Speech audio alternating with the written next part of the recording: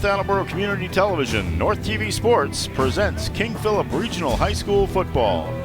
Tonight's game here at Arnold Mactaz Field in Rentham features two 7-2 teams, the Wellesley Raiders and the King Philip Warriors, both looking to finish strong after being eliminated from the MIAA football playoffs last week. Hello everybody, I'm Mark Farinella bringing you the play-by-play along with Glenn Farley. And Glenn, I'm sure that what's the message that was delivered by both Brian Lee of King Philip and Jesse Davis of Wellesley, the two head coaches, was to finish strong. Yep. What does Wellesley bring to the table tonight, my friend? You're absolutely right, Mark. That's got to be the theme tonight. Remove Mansfield from King Philip's roster, the Warriors will be undefeated. Remove Natick from Wellesley's schedule, the Raiders will be unbeaten. Like the Warriors, the Raiders are 7-2 with their only two losses coming to the Bay State Conference Carey Division rivals. 14-13 in the regular season, 30-0 in last week's Division II South Sectional semifinal. Wellesley comes into the game averaging more than 31 points per game. On the flip side, the Raiders are allowing less than 14 per game. Well, here we go, Glenn. The last night game we're going to be seeing this year. And the kick is about to be in the air, and it's going to be a little bit of a bouncing kick going up to Crawford Cantabe. And he will get to about the 25-yard line, and I'm glad to see him out there, Glenn. I thought he had a serious leg injury in the Mansfield game after he intercepted a pass in the end zone, but he's out there, and it's good to see that. And you're talking about his leg, I'll talk about his hands. That was a pretty good stab there by him. That could have been a dangerous bounce there. Got the ball, get down, 1st and 10 for King Philip from the 26 to start the ball game. Yep. Well, the first goal for the King Philip Warriors tonight is to win the line of scrimmage. I'll tell you, Mansfield's relentless pass rush last week completely disrupted every facet of KP's offense and forced Robbie Jarris to make some hasty decisions. So let's see what happens. Obviously, the first thing you do is you hand the ball to Halliday, and Halliday gets you up to about the 32-yard line maybe. Yeah, that's what you want to do, obviously, is establish that run game with Halliday, something they were unable to do last week against Mansfield. Part of the reason that they're playing here tonight rather than elsewhere, maybe going to Natick, which would have been their preferred destination tonight. Brian Halliday, of course, back to his number 34 this week. He wore 27 in Mansfield. I guess there was some damage to his white jersey. So in the home greens with the yellow pants, the yellow helmets, with the spear, I guess it is, on the top of the helmet. Robbie Jarris now is going to pitch to Halliday. Halliday makes a quick move and gets up another few yards to about the 37 maybe. It looks like he'll be at the 37-yard line. Close to that first down marker. In fact, he did pick it up. It'll be a 1st and 10. From beyond the 36 at the 37, they'll spot the ball. So the first down of the night for Natick. Jarris absorbing the hit on the option, pitched the ball to Halliday, who was able to pick up that first down. Of course, Jarris has worked mostly out of shotgun formation this year. Goes under center whenever they're in short yardage situations. Halliday, the lone setback. And the handoff goes right to him. He makes a quick little cut. And he's got, I would say, well, close to 15 yards. Did a great job on that play. He got to about the 49-yard line of King Philip, and that's another first down. Great job of ad-libbing there by Halliday, who broke right and then actually burst to the right and then cut back to the left to pick up the first down, 12-yard gain. And again, they move the chains. Wellesley doesn't have a large roster in terms of the number of people out there, but they do have some big kids. And Halliday right now is doing his best to get around them. Run where they ain't, I guess, is the idea.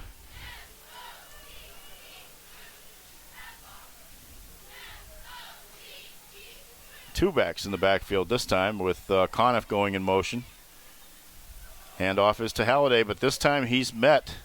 No, actually, I'm sorry. There was a faked handoff.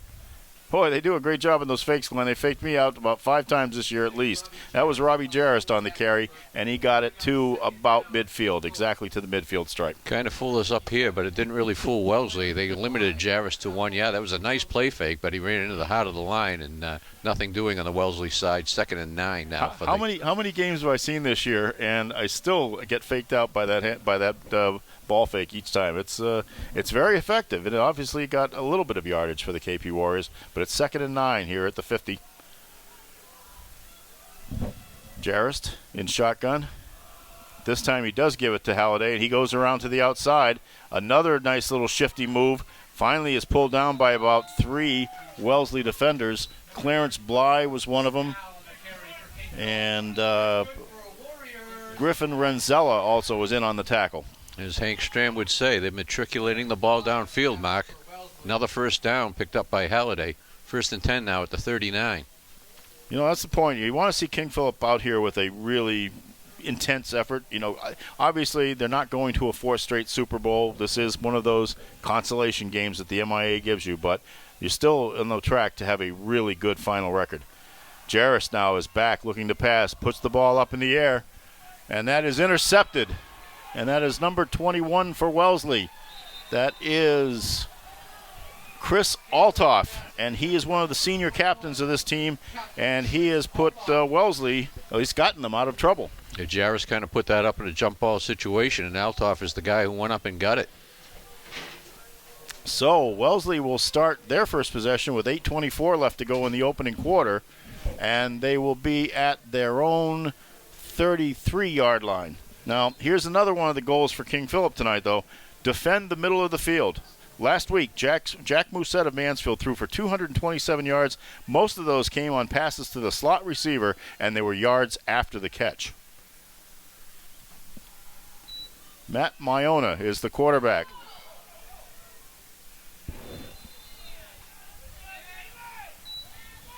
And that carry was by Matt Siegel. And he is a 5'8", 175-pound senior, and he gets back to the line of scrimmage, basically. Wellesley comes in here coached by Jesse Davis, who is truly a veteran coach. Yes, a salute to him on Veterans Day week. He's a Marine Corps veteran who served in Iraq. MIAA back in shotgun formation for the Raiders. Looking to pass, puts the ball up, and he has an open receiver. That was Anthony Perez, but it went in and out of his hands on the fly. He had nothing but green in front of him. That was a pretty throw. A well-thrown ball by MIAA. Put it right in the hands of Perez. Viscusi was coming over, charging over, but would have got there late. And certainly if Perez had hauled that in, that might have been a 6-0 lead for Wellesley. 3rd down and 10 at the 33-yard line for Wellesley. Well, I think the KP Warriors are going to feel a little bit relieved that that ball did not stay in his hands. Okay, MIAA still in shotgun formation. He's got 2 receivers split to the right. Lowe is going to throw back to one of them, and that is Ted Kumyata.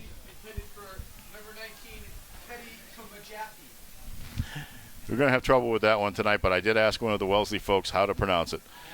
So, 4th down, 10 yards to go, and I don't see a punting situation out here. And they are going to call timeout to figure out what's going on.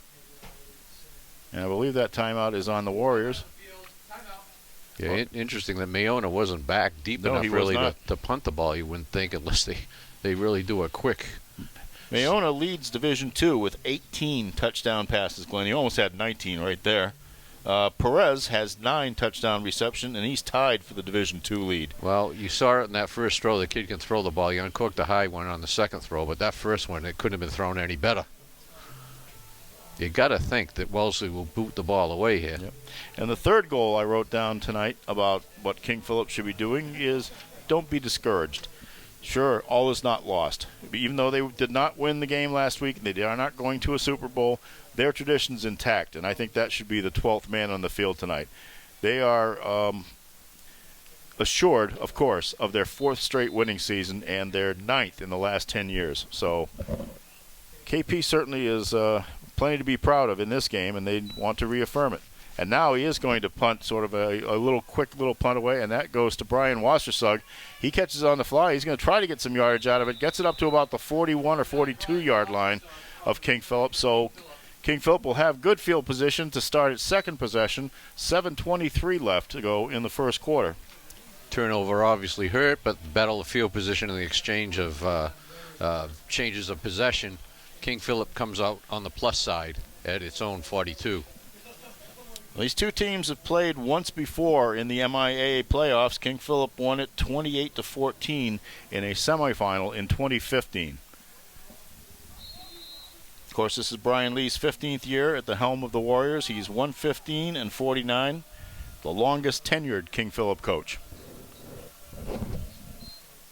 Jarrist hands it off to Halliday. Halliday having a little trouble getting away from a couple of those big kids, especially number 53 for Wellesley. That was Holt Fletcher. You make a good point, though, about something to play for. Each of these teams still has 9 wins within its grasp. That's a heck of a season. Obviously, there's disappointment on both sides with the result of last Friday night's games, both of them losing decisively in the sectional semifinals. But this is kind of a test of character as much as anything to see who shows up to play tonight. Halliday picked up about a yard on that. So it's 2nd down and 9. Jarrist rolls to his right, throws it over the middle. That is Bailing. And they're going to say he lost the ball, but let's see what the officials call. I think they're going to call him down, I would think. Let's see, though. The Wellesley players are pretty sure that they're going to have the ball. There's a big discussion going on at about the 49-yard line. It looks like they are going to give it to Wellesley. So the second turnover for King Philip here, and that is definitely not King Philip Warrior football. Uncharacteristic. 2 turnovers, 2 possessions, less than 6 minutes into the ball game. Not the start this team was looking for. I mean, twice they've been in KP territory now and turned the ball over. 6:19 to go in the first quarter. The ball will be at the 49-yard line of Wellesley, so the Raiders will have a very good opportunity here. And we already know they've got some dangerous people. Here's one of them right here. Matt MIAA, the quarterback. Hands it off to Siegel. Siegel gets it into King Philip territory, gets about 3 yards on the carry, maybe 4. No, about 3. So we'll call it 2nd and 7 at the King Philip 48. Not a whole lot of ground there to be gained. He picked up 3, though, puts them in a 2nd and 7 situation as he tried to run it right into the middle of the KP defensive line. And we've seen how potent they can be defensively. Last week wasn't a game to write home about, but for most of the season, that has certainly been a strength of this team. Wellesley, of course, was shut out by Natick last week. MIAA. Yeah, we got motion. And we have a whistle and we have flags. And it looks like motion, as you said, Glenn. Well, that'll put them back 5. Well, it works in the Canadian Football League. Yeah, absolutely. Perfectly legal. Nothing to see here. And these last couple of games have felt like the Canadian Football League. I don't mind telling you, Glenn. Last week I walked the sidelines at Mansfield and wrote a story for North TV instead of our covering it. And I will say one thing. It was one of the coldest nights. And it went, we've gone from 60-degree days to 28 degrees at night. And that was a little bit tough. But that's the thing. It's been just such a drastic turnaround in a short time. But I did dress well for it. MIAA, back 5 farther yards, gets it off now to Perez. Look out. Perez is still on his feet. He's got some jets. He is going to be pushed out of bounds finally. Gets it down to about the, I want to say the 13-yard line of King Philip. We'll see where they spot it. But now the Warriors, a little bit of danger there for the King Philip Warriors. And Perez might have dropped that long ball, but he latched onto that one and came up with huge on the play to turn that into a big chunk play. Just took a short little look-in pass and turned it into a 37, 38, 39, 40-yard gain. And by the way, Wellesley also has a threat as a kicker. Canada, I believe, is his name. And that carry was by Siegel again. He gets it down to about the 9-yard line of King Philip. Well, we're seeing 2 workhorse running backs here in the early going between Halliday and Siegel. They're going to get the bulk of the work when respective teams stick on the ground.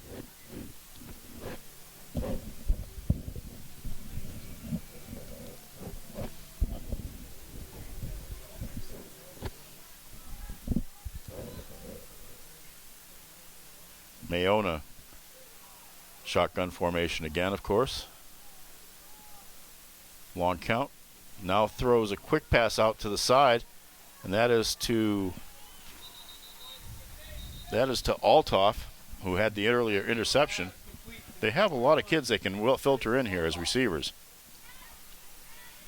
Althoff contributing on both sides of the ball, as you said, Mark. There's almost like an extended handoff there to Althoff, and he turned it upfield for a couple of yards, few yards inside the 10 to the 7. 3rd and about 5.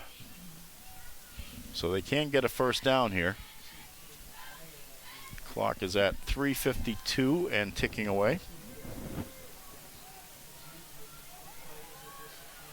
The Raiders are in white uniforms with black and red trim. And there's a pass over the middle. That is a touchdown.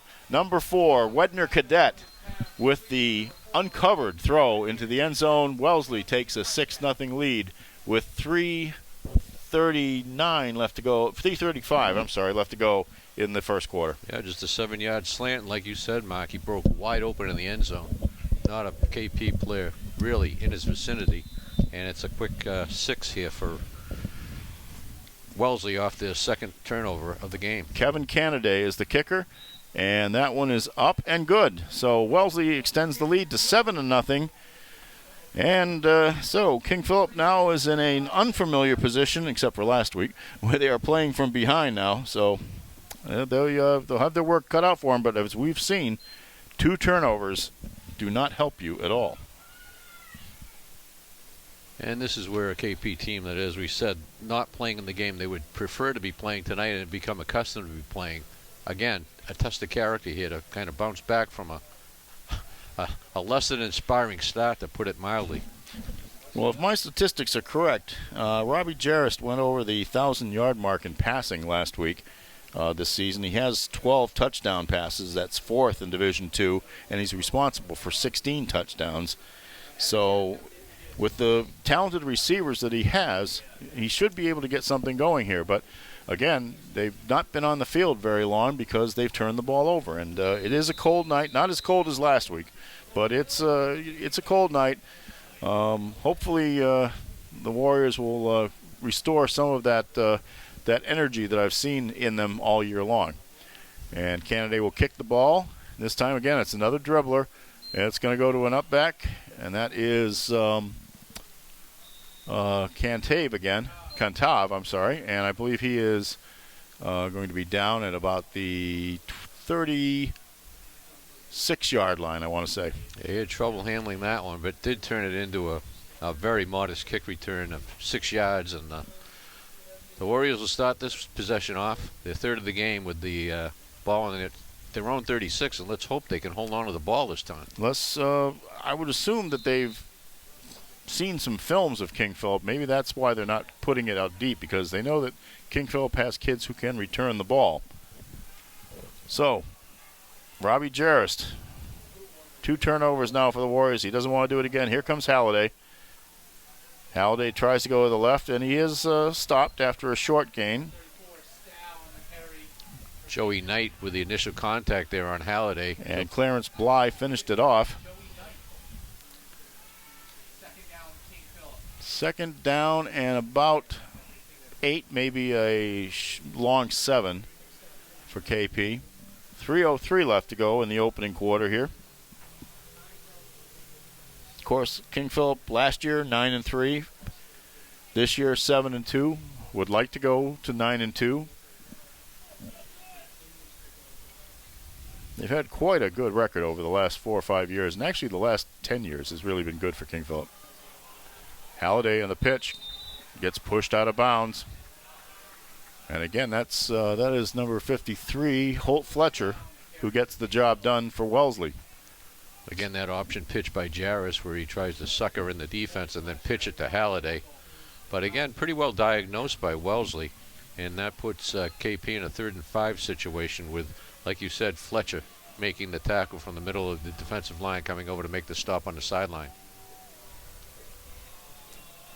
So they're at the 41-yard line of King Philip. 3rd down and about 5. Jarrist waiting for the snap, gets it, rolls to his right under pressure, gets the ball away to Bailing. Bailing makes a bit of a move on number 21 for Wellesley, and that is Althoff. but he gets up to about the 49-yard line. That's a first down. Good job by Bailing coming up to make that catch. Kind of a little low throw at the knees, made the catch and was able to spin around. Kind of made the Sean Jefferson move there. Exactly, and able to pick up the first down because the pattern of the throw brought him back short of the first down marker, but he picked it up with the 4 or 5 yards after the catch. So first down to go, still inside King Philip territory at the 49. Jarrett has Halliday as his lone back. Bailing and Wassersug split left. Halliday, again, kind of smoked out by Wellesley. They're keeping an eye on him. And he gets into Wellesley territory, but only at about the 49, so that's a gain of 2. Joey Knight, again active, really actually made him spin back into the middle of the line, and Josh Yen was among those who was able to come up and put Halliday down for a 2-yard gain. By the way, Glenn, Wellesley's next game is their annual game against Needham. It will be the 132nd annual resumption of the rivalry. How do you like that? One of the longest Thanksgiving Day rivalries in the nation. Handoff goes to Halliday. He fights, bounced off a couple of his own fellows, a couple of his blockers in front, came around, still manages to get a couple yards out of it. So he'll be down to the 47-yard line. But it's not easy. It's not easy running for Halliday. He had one nice pickup earlier, and Wellesley seems to be picking up on what he's doing now. And there's no question, KP is in for a difficult task tonight. This is an impressive-looking Wellesley team. You can see why they've got the 7 wins. And you mentioned that Thanksgiving Day rivalry. As many times as they played, I believe it's like a 2-game difference with Wellesley holding a slight upper hand over Needham. That's amazing. It is. 35 seconds left to go in the opening quarter. Jarrett again runs away from. He's not going to get away from this fellow, though. Number 10, Josh Yen. And it rhymes, and he gets in on Jarrett, and that drops him for a big loss. Number 10, Josh Yen, once again, Mark. Oh, yes. And that puts KP back to their own 44-yard line, and they will be punting the ball away. 5 seconds for, we think we'll do this in the second quarter. We will take a break right now as King Philip trails Wellesley 7-0 after the first quarter. We'll be back in a minute. Nearly 150 years ago, William H. Riley and his son Elmer started providing coal, straw, and other heating supplies to the people of North Attleboro. W.H. Riley & Son is still owned by the same family, but now delivers oil and propane as well as services to your heating system and air conditioner. Today, like then, you can rely on W.H. Riley for all your heating and cooling needs. Asians Garage is now celebrating 100 years of service to the North Attleboro area. Asians provides 24-hour friendly towing and roadside assistance to get you back on the move. From lockouts to blowouts to dead batteries, they're your local AAA representative. Take care of your Massachusetts state inspections without taking up a chunk of your day. Asians Garage, proudly celebrating 100 years of service to the North Attleboro area. We're back here at MacTaz Field, the start of the second quarter. Mark Farinella, Glenn Farley, our cameraman, Marty Gavin, and here's a punt by Kantav. And that goes to number 4, that is Wedner Cadet. And it looks like they might have the ball back, King Philip. I believe it is. It's a fumble, and it's a recovery. Glenn, did you see it? A loose ball on the Conti punt, and I'm not sure who actually came up with the ball there. Well, they're crediting it to Doherty. There's your answer. Owen Doherty with the recovery. And if there's anybody who can do it, it's Owen Doherty, one of the 2 very outstanding defensive ends for the King Philip Warriors. So King Philip with a sudden and very, very impressive turnover. That's where they've turned over the turnovers here. And now they are going to be at their 30, where are we going? 28. 28-yard line with first down and hopefully a chance to get back into this ball game, which is obviously not away from them yet. Jarrett will be under center, hands it off to Halliday, finds a gap in the left side and is going to take it to the sideline and finally gets thrown out of bounds by number 14, and that is Jameer Pritchard for Wellesley, but not until he gets a first down. at the 9-yard line, I believe. Halliday with great vision there, able to get outside to the left and go down the sideline for a big gainer.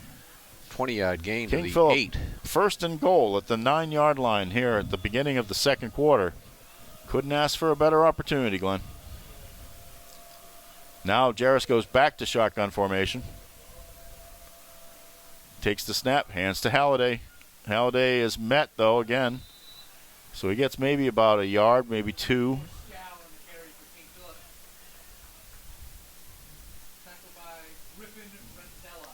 Renzella is a name I've heard a lot this year from Wellesley.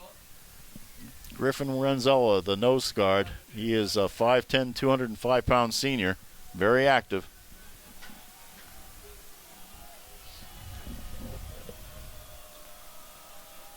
Second and goal from about the 7-yard line. Again, Halliday. And again, he's pursued. He's going to try to get around the corner and is finally brought down. Nice hit by Anthony Perez. Came up to put the low hit on him and stops the gain at about the 4-yard line. So third down, 4 yards to go to the end zone. 10:19 left to go and counting here. A big down for the King Philip Warriors. Trying to pound it in there with Halliday, but Wellesley not giving him much on the last 2 carries. We'll see if they maybe try to get Jarris outside a little bit here, out of the shotgun formation, maybe let him roll out. And they are going to call timeout. Kind of had a 2 tight end set there. They had Conniff lined up on one side as a tight end. They had Drew Danson as the other. So we'll see whether Wellesley didn't like it, or we'll see whether maybe King Philip didn't like what they were doing. By the way, I just want to mention something here while I have a chance. The Mansfield Hornets, of course, are playing Natick tonight.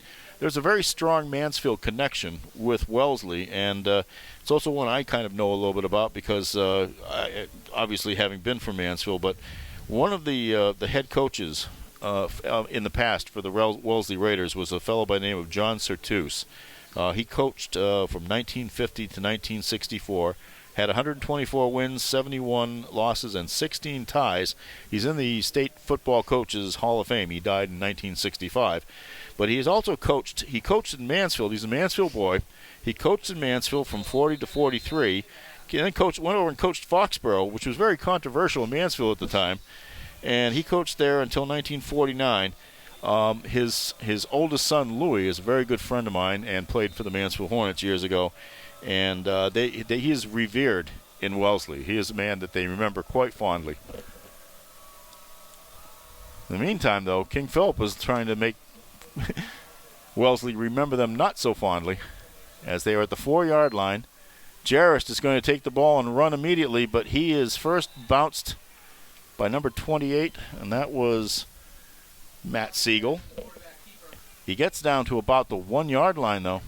There was that rollout action I wanted to see from Jarris, and it puts him closer to the goal line. But again, Wellesley defense is pretty staunch here. Didn't quite get as far as I thought. He got to the 3-yard line, so it's 4th and goal from the 3. 9:32 left to go. Clock is moving.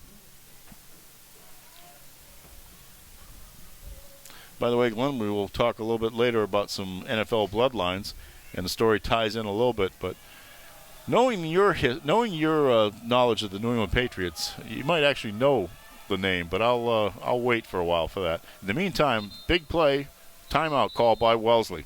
No, is it by Wellesley or King Philip? Let's see. Can never tell. The officials these days have got to learn how to signal these things a little bit better. It's on Wellesley. Yep, Wellesley. Timeout is called by Wellesley with 9:08.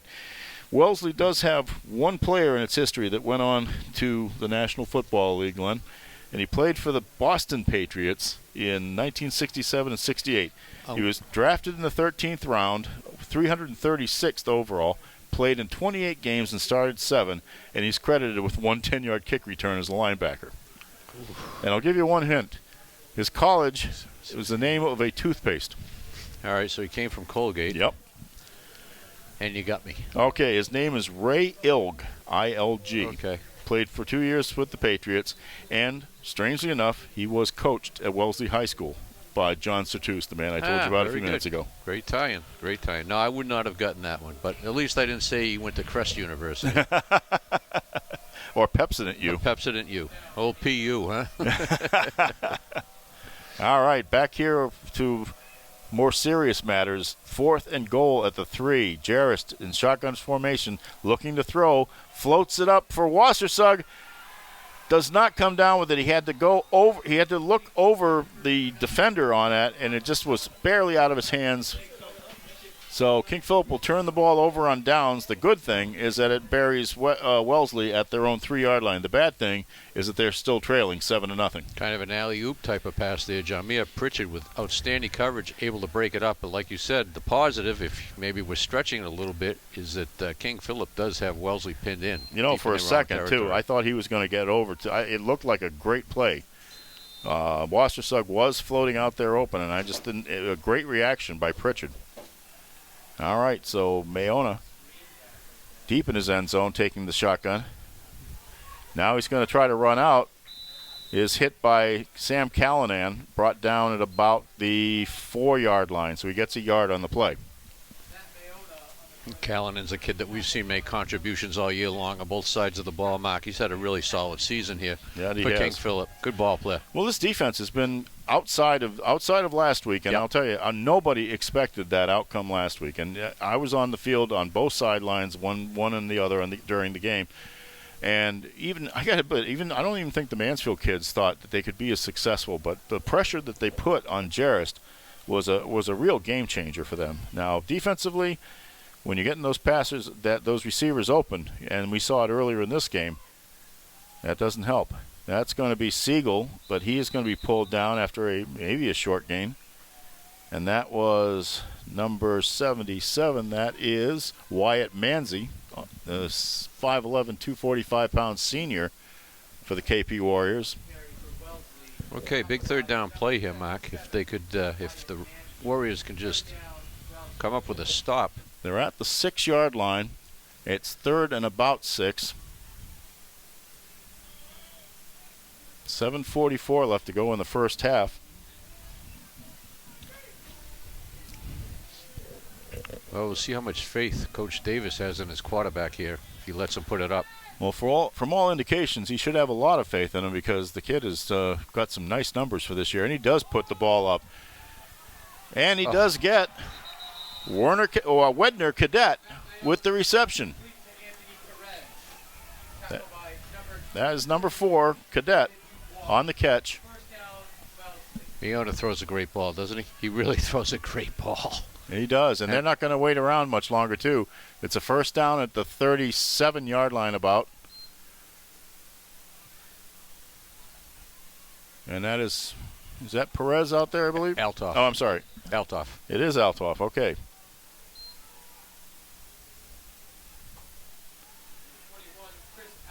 Yes, it was. A little bit of an end-around action type of thing. So now they're at the they are again at the 39-yard line, second down. They are in hurry-up mode. Now to Siegel, and is knocked down. Nice low tackle by Crawford Kantav. Siegel gets it to the 43-yard line. Looking at third down and about 4, maybe a long 3. Good play by Kantav coming up from the secondary to make that sure tackle. 6:25 left to go in the first half.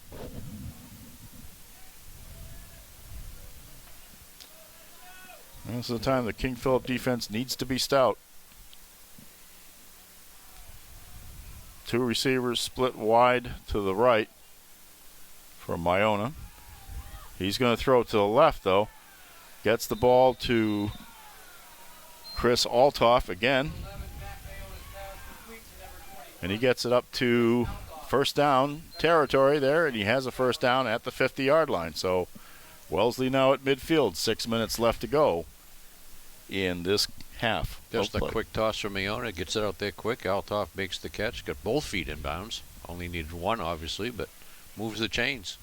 Now, I'm kind of glad to see, though, the kids are learning to put the 2 down. They won't need it until they get to the highest level of football, but I actually think that the colleges should go to that too. MIAA throws to the right side this time, but this time it's way too long for number 12, Henry Gear.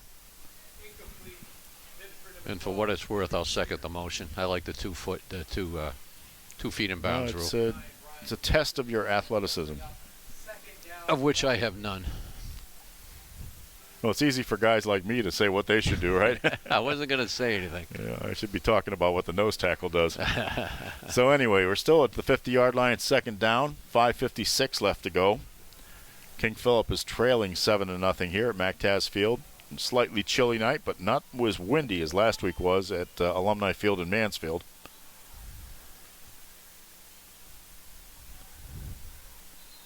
And a whistle. And it looks like they were going to do a little bit of a wildcat type of situation with Althoff in motion, and he took the snap. Now, whether he just did that because he heard the whistle, I don't know. Yeah, I don't know if he just grabbed it because he heard the whistle But or if that was the play. That will be a mark-off against Wellesley, most likely for procedure. Once again, it was motion. Yep, false start. Yep. So, 2nd and 15 now.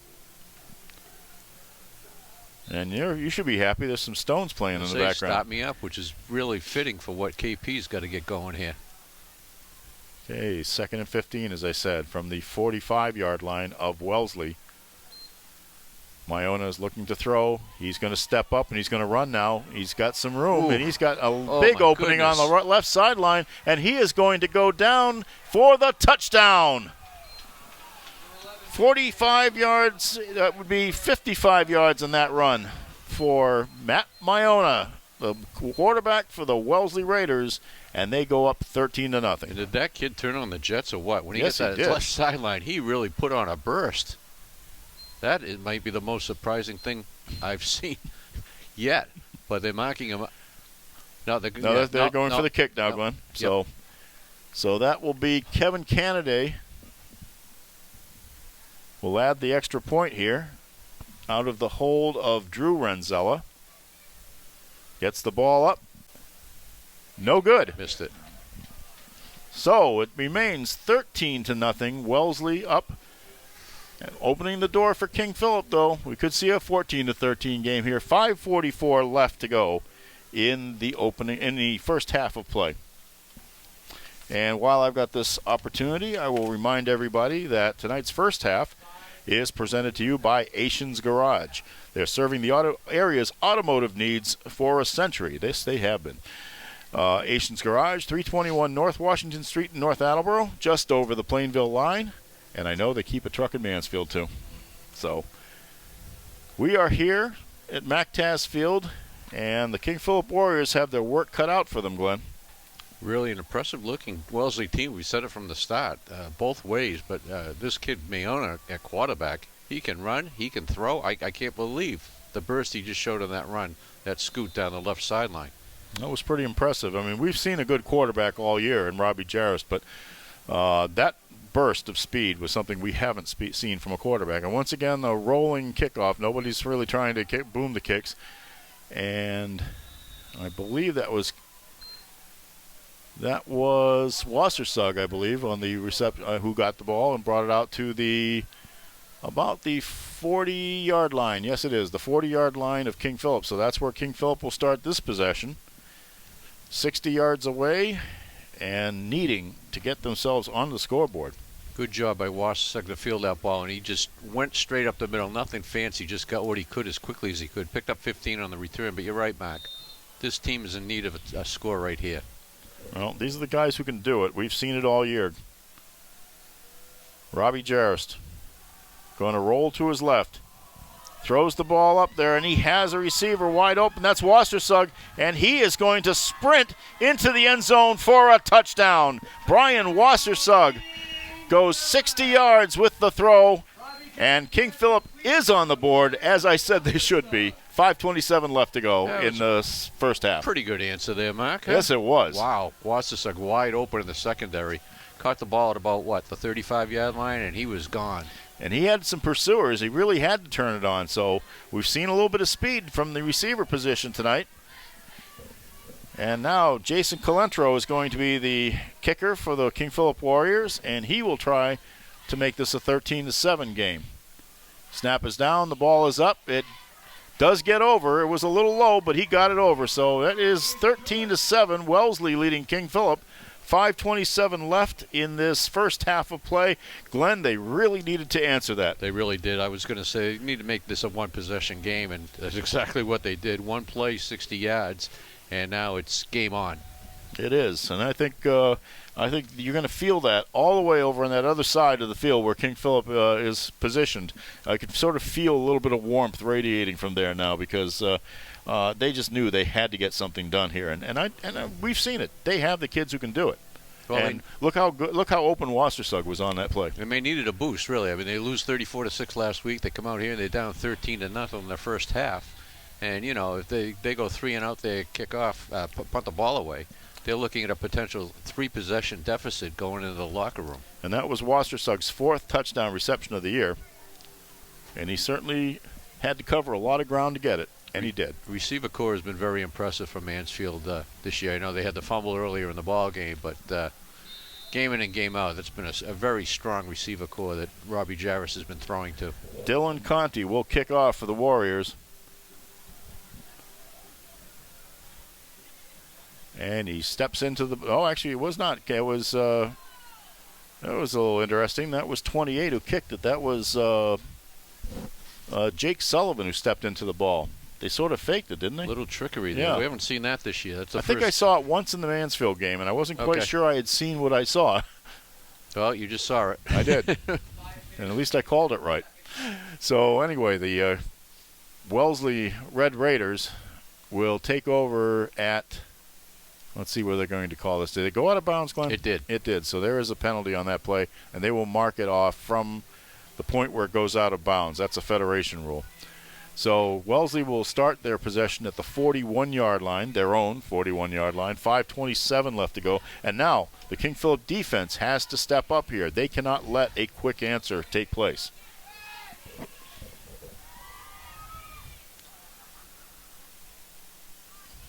MIAA. And again, that's the play I thought I saw before, and they're going to blow the whistle dead. So maybe that's not legal. I don't know exactly what the situation was, but Althoff caught the snap. He was in motion, and they're calling that illegal procedure. Once again, same thing, same deal. It was that trickery they're trying to get to, but a false stop penalty, motion penalty, in 1st and 15 for Wellesley. So we are back at the 36-yard line. It'll be 1st and 15 for Wellesley.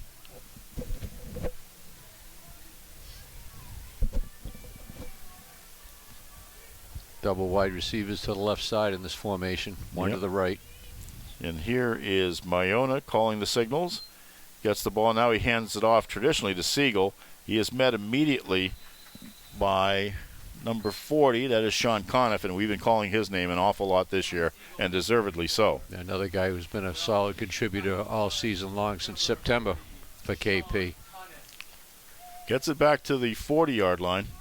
So that's about, we'll call it a 4-yard gain, so it's 2nd and 11.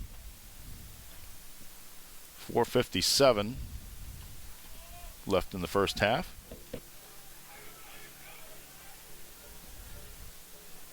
I think we have a young man having to come off the field. There might be some blood on his jersey or something, so they did tell him to come off from Wellesley. Delay, and they just winding the clock now. That was number 59. That was Joey Knight, and he's had. They don't want him off the field for too long.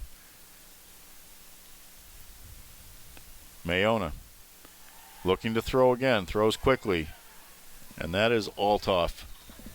And again, everybody with the Sean Jefferson move there. They make to run back to your guy and then turn around and try to get some yards up. He gets it to about the 45-yard line, so now it'll be 3rd and 6 for Wellesley. And it was a quick fix for Joey Knight. He's back in the game now. 3rd and 6. Stop here would be big, Mac. Get the ball back. And if they could ever go in and score and take the lead at the halftime, they'd have to feel very fortunate. I'm talking about KP, of course. Yep. Okay, here on the near hash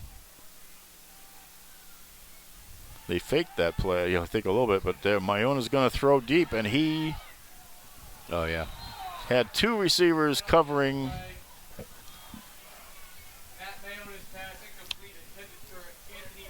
Got a defensive pass interference call. All right. Perez push off. Oh, I'm sorry. Defensive. Yep. Yeah, there were two receivers around Perez, but obviously there was some contact, and that will be a 15-yard mark-off from the line of scrimmage. So that'll be a first down for Wellesley. 3:40 left to go. Well, in the words of Bill Belichick, that's not what we're looking for. So, 40-yard line of King Philip now, first down. Now this gets a little scary here. You do not want to allow them a quick score going into halftime. Maiona now throws. Ball's batted down. Was that Callanan? I believe it was Callanan. I think it was Callanan who got in there and batted the ball away, which is good. Do you have to do it? He throws very quickly, this kid. He's got a quick release. Callanan had a quicker release out of Yes, the he defense, did. Kind of a blitz look there and got his hand on the ball.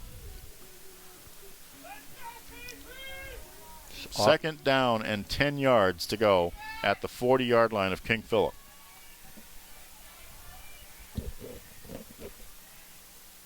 Maiona is going to run, and there was a designed run right off the bat, but there was Callanan right there at him.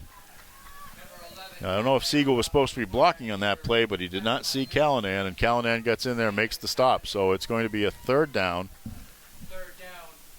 And maybe about, they're going to stay, it's still on the 40, although it actually did advance about 6 inches. So we'll call it 3rd and 9, though. Kind of a quarterback draw, quarterback delay look there, but Callanan wasn't sucking it at all. And for the second straight play, 3:06 left to go. 3rd and 10. This is a big play for the King Philip defense.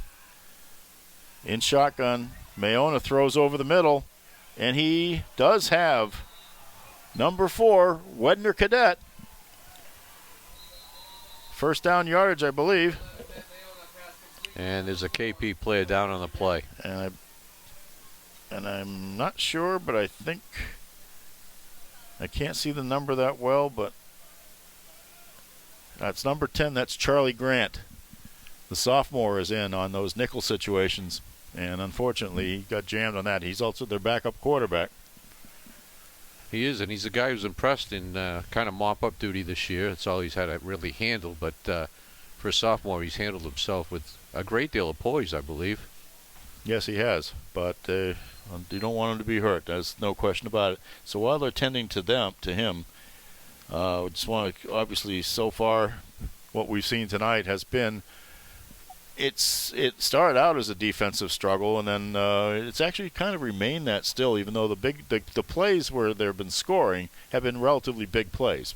And it seems to me that the teams both of them have that explosive capability, and when they've had the opportunity to get it, but the opportunities have not been easy to come by, Glenn. No, and the thing that impresses me about Wellesley is this Maiona kid. I hate to keep hopping on him, but he's such a dual threat there that he's really a problem for the KP defense that they haven't been able to solve. And the offensively, KP has been inconsistent with the turnovers before they had that quick strike, that one-play drive, if you want to call it a one-play drive, for a long score that made it 13-7. But now we're in a situation where Wellesley is kind of knocking on the door just shy of the red zone and in a position where they could make it a two-possession game once again heading into the half with less than 3 minutes to go in the quarter. Now, you talked earlier about the coach of the Wellesley Raiders, Jesse Davis. He's really, as you said, have an interesting history. First of all, he's a member of the 1998 Bay State League championship team at Wellesley High.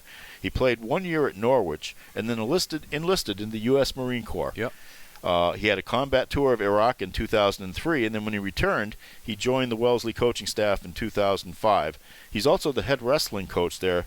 But like you said, when you talk about a veteran coach, you have to underscore a veteran in this case, and I will thank him for his service, of course. Absolutely. We salute you, Coach Davis. Charlie Grant kind of a little bit of a limp by the looks of it as he walks off the field, but it doesn't look to be too serious, fortunately.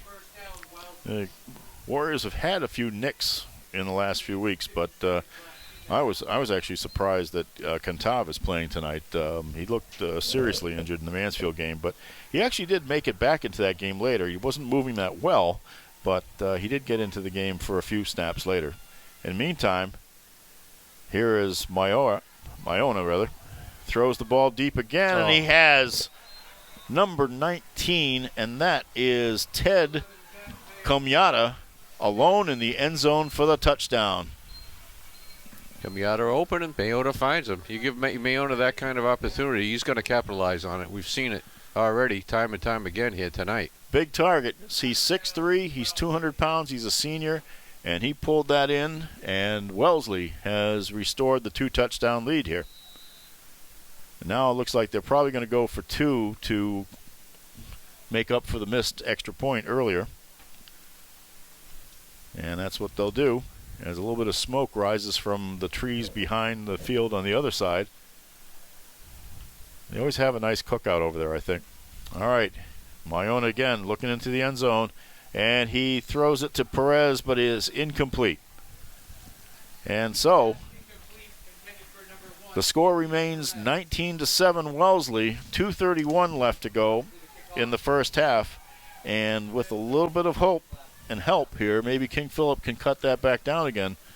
But those early turnovers are still hurting them, and this is a team that obviously can get its receivers open and can do some things with it, and we've seen it twice tonight.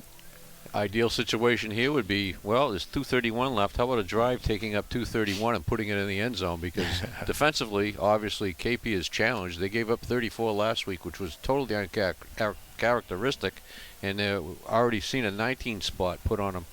Yeah, here, because King in the Philip, first half. King Philip coming into the game had scored 194 points this year, and they were still under 100. They had allowed 99, so obviously they've allowed 19 tonight. So I think that's where they'd like to put an end to it right there. Yeah, you're talking about a team that even with the 34 last week was allowing 11 points a game. Canada is going to step into the ball again. It's a bouncing kick. Danson tried to handle it, and now that goes to Wassersug, and he's found a little bit of a hole, and he's going to get it into Wellesley territory. Boy, that was a little risky on Wassersug's part, but he had the ball. He shed a guy early who I think was going for the ball, and they managed to get it into Wellesley territory. Good job by Brian Wassersug. He just showed that explosive speed he's got, and again, he just goes straight up the middle and gets what is there. Good job again by Wassersug. So it is at the Wellesley 49-yard line with 2:26 left on the clock.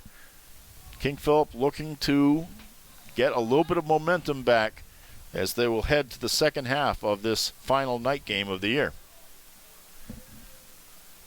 Robbie Jarrist is going to roll, but he is under pressure. He gets away from some of it, throws the ball, and gets it to Wassersug. Is it a catch, or was he out of bounds? He was out of bounds.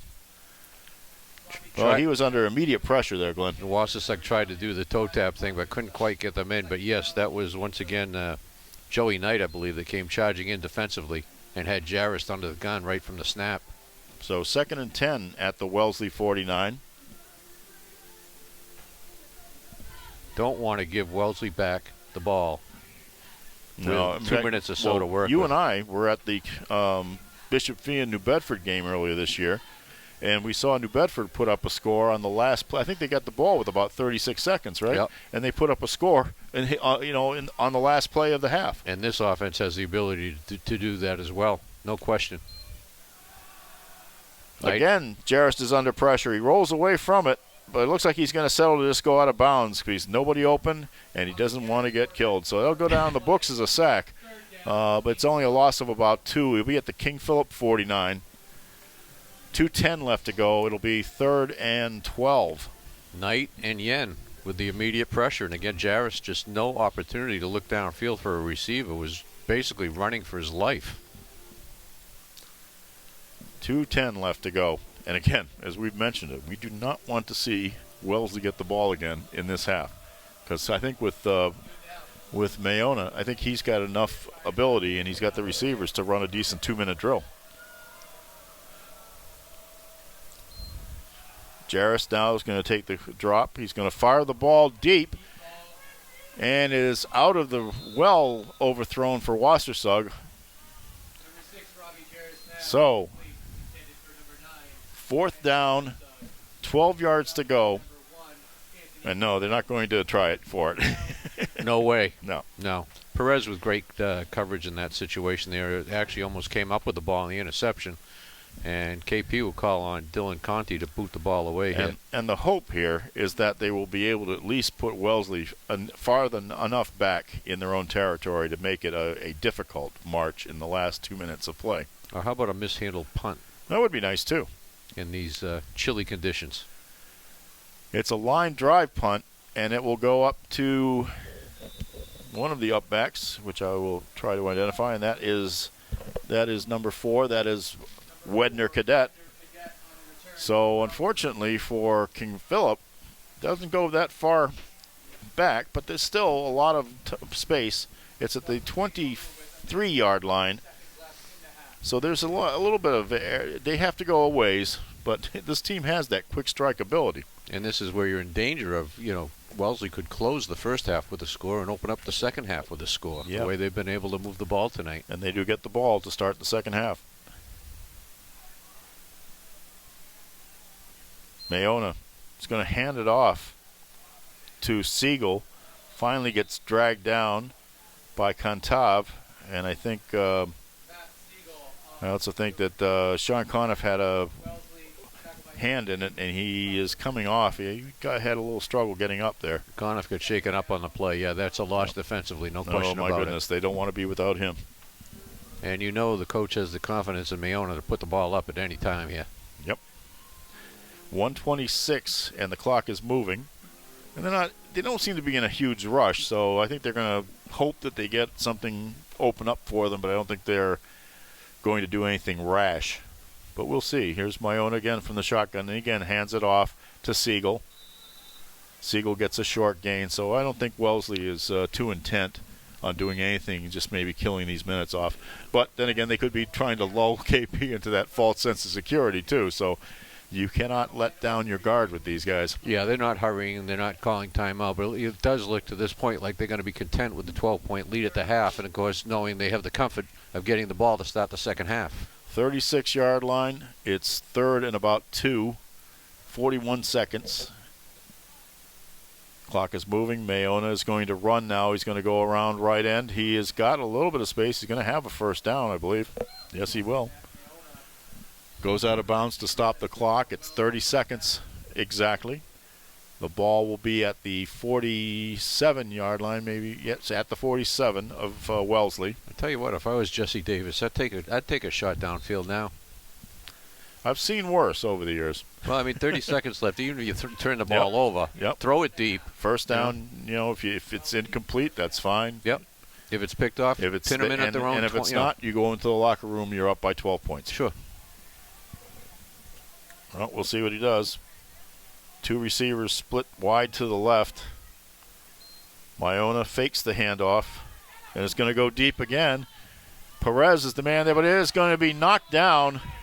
A great job by Crawford Kantav of almost intercepting that ball. Well, there's that shot downfield we talked about. Kantav almost came up with the ball, but he would have come down with it at about his own 25, which is why that's a great play call. Yep. There's really not a whole lot of risk once Mayona got rid of the ball. Slightly underthrown to give Kantav a chance to make the play on it, but it wouldn't have hurt. Again, it's the kind of thing that unless he somehow had a return all the way in front of him. But still a nice play by Kantav, too, to knock that down. Yeah, and Mayona we've seen what Perez can do. Mayona was hurried a little bit and I think he had to hurry it, not really follow through, get rid of the ball. Well, he's got Perez split wide to the right this time. Hands it off again to Siegel. And that will take the ball up to the 46, and they call a timeout.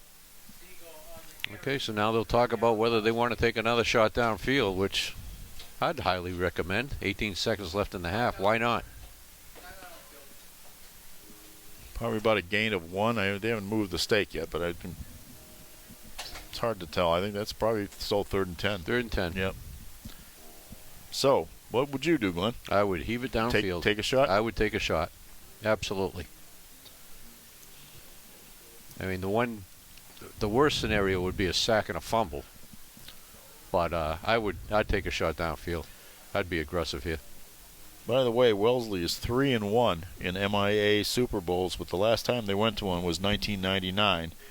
Remember they had three sections in Division II in those days? I do. Eastern Mass? I do. And there was Division II-C when they defeated Marshfield 14-0.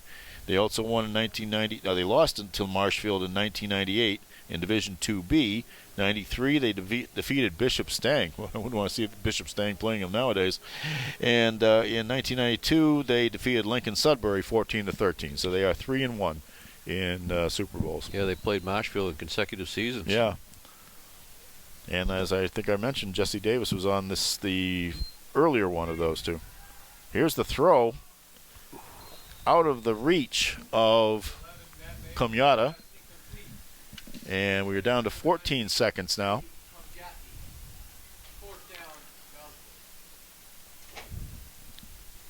At the 47-yard line, 4th and 10. I would imagine they were just going to heave the ball here, too. An interception downfield, as long as it's covered, is as good as a punt. I don't think they're going to do anything.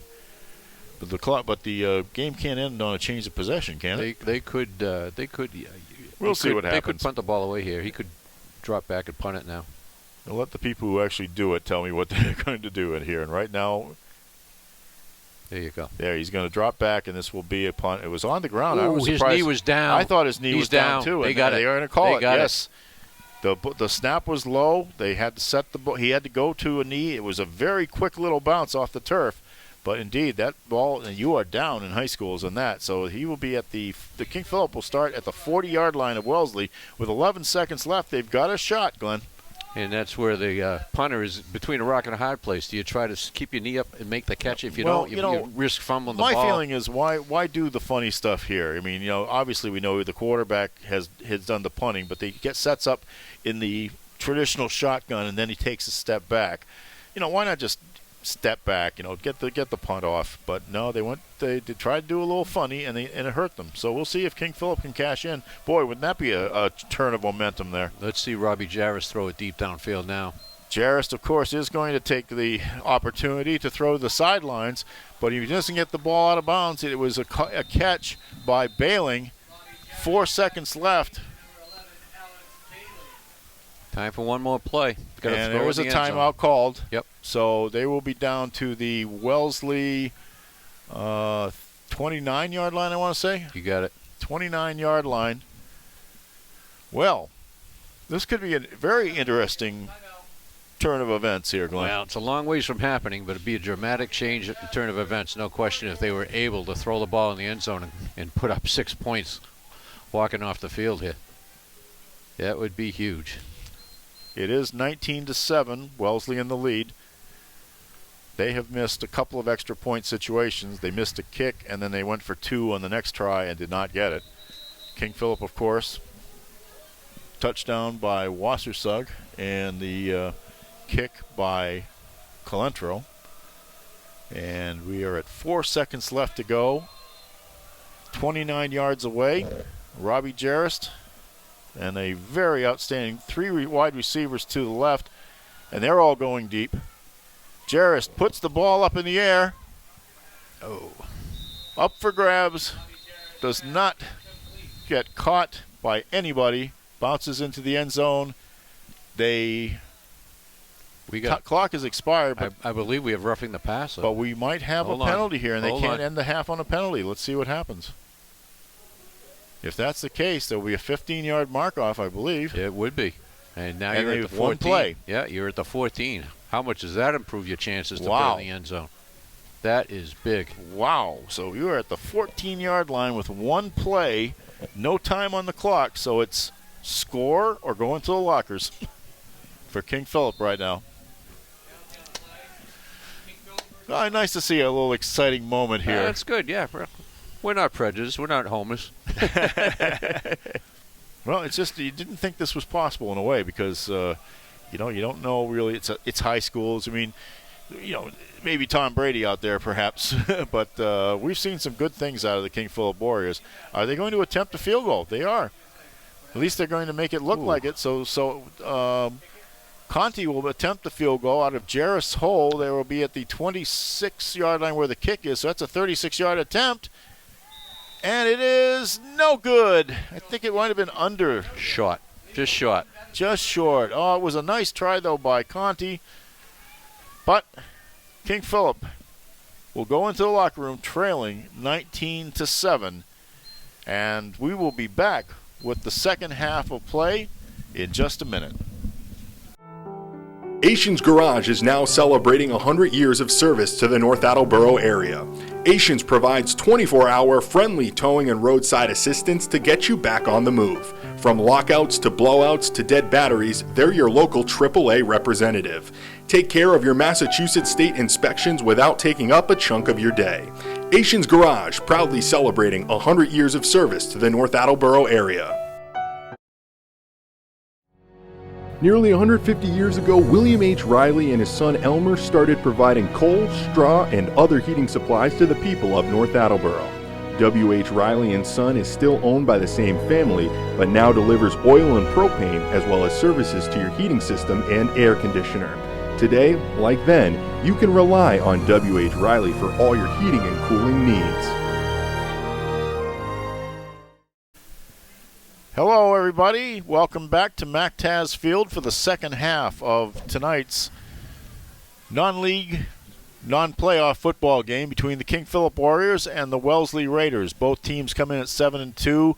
Wellesley has a 19-7 lead at halftime. I'm Mark Farinella. Glenn Farley is with me, and Martin Gavin is our cameraman up on the roof here at MacTaz Field. Glenn, why don't you go over the scoring for the first half? Be glad to. First quarter, Cadet, a 7-yard touchdown pass from Mayona. Kennedy, the point after kick, 7-0 Wellesley. Second quarter, Mayona, a 55-yard run. Kick failed, 13-0 in favor of Wellesley. One play, 60 yards. KP answered back. Wassasug, 60-yard touchdown pass from Robbie Jarrist. Calentro, the point after kick, 13-7.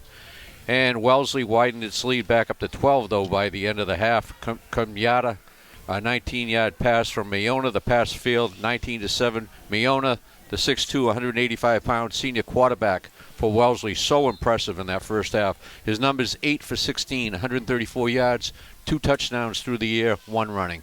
Almost ready for the opening kickoff here. I will inform people, even though you'll be a few days down the pike and you will probably read it already, the Mansfield Hornets defeated Natick tonight 22-3. That game obviously is a 5 p.m. start. So Mansfield is qualified as the Division II South representative in the Division II State Super Bowl at Gillette Stadium in a couple of weeks. Hockomock League tradition continues, Mark. Yes, it is. Vinny Holmes and Nick Marciano scored touchdowns in the second half, and Mike DeBolt had 3 field goals. And you folks might remember I talked about the charity he has trying to raise money to help the fight against pediatric cancer. The kickoff goes to number 28, and that is Siegel. And let's see what happened out there, because I think he went nowhere, basically.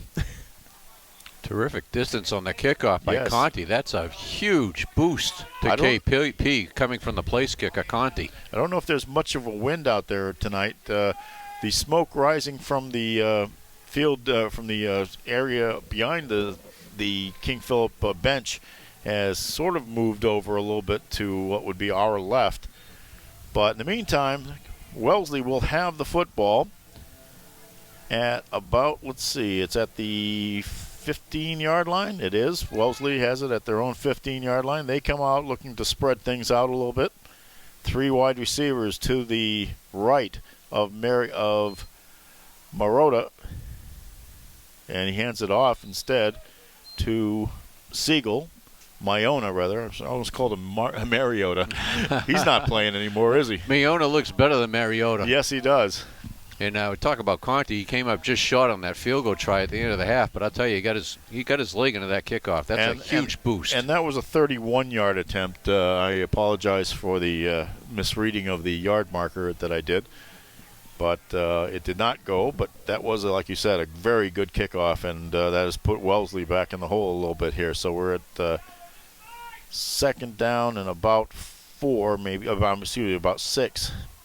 Pass over to the left side is complete, or it is to Wedner Cadet. Again, he's a 5'11", 160-pound junior, and he's made a couple of contributions.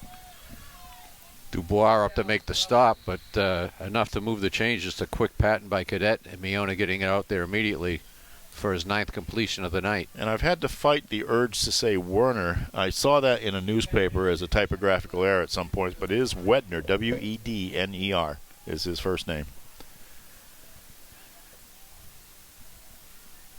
MIAA in shotgun, fakes the handoff, and is going to be dropped. And that is Sam Callanan. Boy, I'll tell you, Callanan has done a lot of good things for the Warriors on defense this year, and there was another one. Callanan and Doherty with the pressure there to bring down the quarterback, and a big sack there that puts Wellesley in a 2nd and long situation. Wellesley at their own 18-yard line. 2nd down, Wellesley. 2nd, and I would say looks like about 15 yards. Glenn, doesn't that look like about 15 yards? Yeah, I think it might even maybe be a little 16 longer. maybe. Yeah. Let's see if they can get off the field quickly here. Get a stop here, get the ball maybe on the plus side of the 50 here to start the second half. He really is in a kind of a spread formation, but they give it off again to Siegel, who tries to run hard to the left side and gets it out to about the 25-yard line. So a nice little gain by Siegel. Yeah, quick burst by Siegel actually gets him back to like the original line of scrimmage there, so it'd be a 3rd and 10 now. That's a scary formation when they got 4 wide receivers up and they are spread quite a bit. You have to pay attention to them. You know that they can do things, but that opens up a little bit of running room too. 3rd down and about 10. Here's another throw, and that is a low toss, almost caught, but dangerously so by Perez. And then it got knocked away from him, and that was a chance. You know, it's one of those times. Did he have the ball long enough? No, he didn't. But it goes as an incompletion. It is 4th down and 10. Now let's see what they do with this punting foolishness of theirs. And again, pressure from Callanan there, forced the throw by MIAA that was incomplete. And once again, they're in that what looks like shotgun formation. Now the quarterback will step back, and he will do the quick little punt. He gets off a good one. That's a pretty good punt. It goes to Washtersug at about the 45, and he's got some running around and turns the corner. He's on the sideline, finally gets pushed out. Oh, we've got a flag. And we do have a flag. This one's going to come back. Illegal block, you think, Glenn? I do. Too bad because Washtersug was able to scoot down the right sideline. He's shown some nice things on punt returns this year. He got does great have burst. one for a score. He does. Great burst. But they're going to call that as a hold. That's why I thought he gave the signal for a hold there. But right now they are, and these are spot fouls under Federation rules. So either way, it's going to take him out of out of Wellesley territory and put KP back on its own side of the 50 at the 42 by the looks of it. That is it. So with 8:57 left to go in the 3rd quarter, King Philip will take over. And again, nice defensive effort on that last possession. So now let's see if the offense can kick in here. By the way, folks, Mansfield will play the winner of the game being played tonight between Lincoln Sudbury and Andover, and that will be the Division II Super Bowl. There are no Division II teams in central or western Massachusetts. That was Halliday going up the middle. He gets it to about the 47. Nice gain by Halliday to start this drive off. Yeah, go back and try to establish a little bit of groundwork here, and there's 5 or 6 yards for Halliday. Yep, about a 5-yard start to this drive. Good yardage on 1st down. Remember, King Philip does have some very good wide receivers. We have only seen Washtersug and I'm sorry, that is Bailing do the things, but we have a little penalty. I think somebody set up wrong. Yeah, you had 2 wide receivers to the left, Bailing in the slot, and Washtersug out wide, but penalty, pre-snap penalty on KP.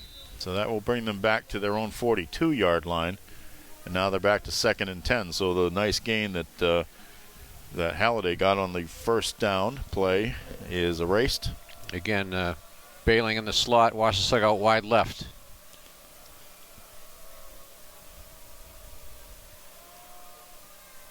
Jarrist is going to hand it to Halliday. Halliday tries to get outside, but he is wrestled down by number 59, and that is Joey Knight. He's been a very active player for the Wellesley Raiders tonight. Great job of containing Halliday as he tried to break it out to the right. Tonight has been the night for Knight. It's been a good night for Wellesley. And that will be the last of the puns for tonight, I promise. I wouldn't be so sure. They are out to the 45-yard line, so we're at 3rd and 7. 7:26 left to go in the third quarter. Wassersug is split wide to the right, and that's possibly the target for... Ooh. Oh. Well, Bailing was out there. Perez was in the vicinity defensively. Fortunately, the ball was incomplete because that could have been up for grabs. So it'll be 4th down. So King Philip will have to punt the ball away. Again, so far they've got the field position edge so far in this half, but we'll see if that is meaningful enough because you have a quarterback in the other team that can get the ball to his receivers. Conti with the punt, a line drive. Loose and the ball. ball is loose, and it's recovered by King Philip. That was Cadet, and I believe that is number 5 for King Philip. That is Matt Meehan, I believe, on the recovery. Well, there is, again, you got to get, if you have turnovers, it's better you get them instead of make them. That's exactly now. King Philip is evening up their ledger because, remember, they had those 2 early turnovers that helped Wellesley build the lead. Now they've got the ball back. Cadet had the ball knocked out of his hands. Meehan gets the recovery, and we are right now at the Wellesley 31-yard line, I believe. Let's see if they set it. It could be at the 30. We have to wait for them to take the King Philip football, and they do put it down right on the 30. Golden opportunity. You need to cash in right here, Mike. Absolutely. Need to cash in right here. Okay, Bailing is wide to the left. Wassersug to the right. And a whistle. And we're going to have a timeout called. Timeout KP. King Philip obviously wants to talk over this formation a little bit, so we're at 6:59 left to go in the third quarter. And that timeout could come into play late in the game. It could. Team facing a 2-possession deficit right now, but we'll see. If there's any uncertainty, sure, call the timeout, but that could play a part in the way this game winds down. Glenn, you mentioned we were in the break, and you mentioned that the Franklin Panthers, who are playing in the Division I South title game tonight, were getting it handed to them, apparently, by Catholic Memorial. CM's got a powerhouse. Which has really put together a pretty strong team. And I remember a day not that long ago when CM was struggling in football. Absolutely. But they got, what's the fellow's name from Everett, that DiBiaso, is that his name? Yes, he became their head coach. And they've turned things around there at CM. So Franklin and KP obviously will be the matchup on Thanksgiving Day game. It will be here at MacTass Field, 10 o'clock in the morning on the holiday. And we'll be here for that game. But, second time we'll see them this year. But right now, let's not look ahead to that. We're looking at King Philip in a great opportunity to score here. But a flag goes down again. They tried the end around to Bailing, but I saw a flag go up, and we'll see what it is. Probably a formation, I would bet. Unless somebody jumped on the other side, but King Philip's marching backwards. I don't know if I'd take the penalty here. You threw him for a 3-yard loss. So I would say they would take the play. That is something to be considered. It was, and it's being waived off. I mean, they were refused the penalty, so with 6:54 left. And like you said, a loss. So that will be now second down and about 13 from the 34-yard line of Wellesley. Not the direction they want to be going in, Glenn. Jarrist hands it off to Halliday. Halliday's not getting a lot of running room right now. And that was number 10 for Wellesley who got the first in, and that's Josh Yen. Had a nice game for the Raiders, and that was one hard-earned yard. Maybe he got 2. Yeah, they are at the about the 31-yard line right now. So we got a couple of yards on that play. Yeah, you got to put it up, Robbie. 6:10 to go in this quarter, and it's starting to march. Obviously, they're keeping the ball on the ground. There hasn't been too many throws so far, so they're not stopping the clock as much as they did in the first half. But, okay, Jarrist will have Washtersug split wide to the right. He has Bailing to the left. He rolls to his left and is going to throw the ball, and Bailing was the intended receiver. It's knocked out of his hands by Chris Altoff. Great defensive play by It was. Altoff. I wondered about the moment of contact, but I think it was completely legit, I believe. I think he timed it well, Mark. Yes. I think he got there just in the nick of time. That was a terrific play by Altoff. Well, you got to go for it here, obviously. Yep. Well, it is 4th and 11 at the 31-yard line. 5:44 left to go, and so King Philip will attempt to at least get a first down out of this. Got to give this kid some time to throw, for one thing. Let him set up and throw. Two receivers wide to the right. Jarrist is going to roll to his right. Throws deep under pressure, and that is in and out of the hands of, and that was Chris Altoff on defense because there wasn't a receiver close enough to it. Nah, the ball just sailed on Jarrist, and no chance there for KP. Well, they're fortunate Altoff did not catch that ball. Well, you might have wanted him to since it was 4th down, actually. True, actually, I think probably he might have even been thinking about that. So anyway, it's first down for Wellesley now. 5:37 left to go in the third quarter, and the ball does change hands on downs. And quite frankly, for the second week in a row, the KP offense has struggled. Yes. Just no consistency there. You know, one big play. Yeah, they're being shut out. One big play away from a shutout tonight. Consistency has not been there. Well, again, I think they must have seen a film somewhere because they are getting some pressure in on Jarrist now, and he's having to throw the ball under duress. So at the 31-yard line, Wellesley takes over. MIAA in shotgun formation will throw quickly to Perez. Perez does, and he's going to get either that or a face mask if he got his hands on it, maybe. But whatever there are flags on the tackle. I think that was Malatesta on the tackle, I believe, and I don't think that was intentional. Just his hand was in a certain place. Exactly. Yep, face mask. They are calling the face mask, and that will be it looks like that's going to be a 15-yard mark-off, too. Yeah, that was not... I didn't think it was intentional, but it was noticeable enough that they're going to mark off the 15. No question. So 49-yard line, and it is a first down for Wellesley. Their own 49. 5:22 left to go in the third quarter of play. And I'll tell you what, if Wellesley ever scores again, it makes this a 3-possession game. Look out here. Handoff wasn't very smooth. Trying to see. I missed the number on the initial handoff.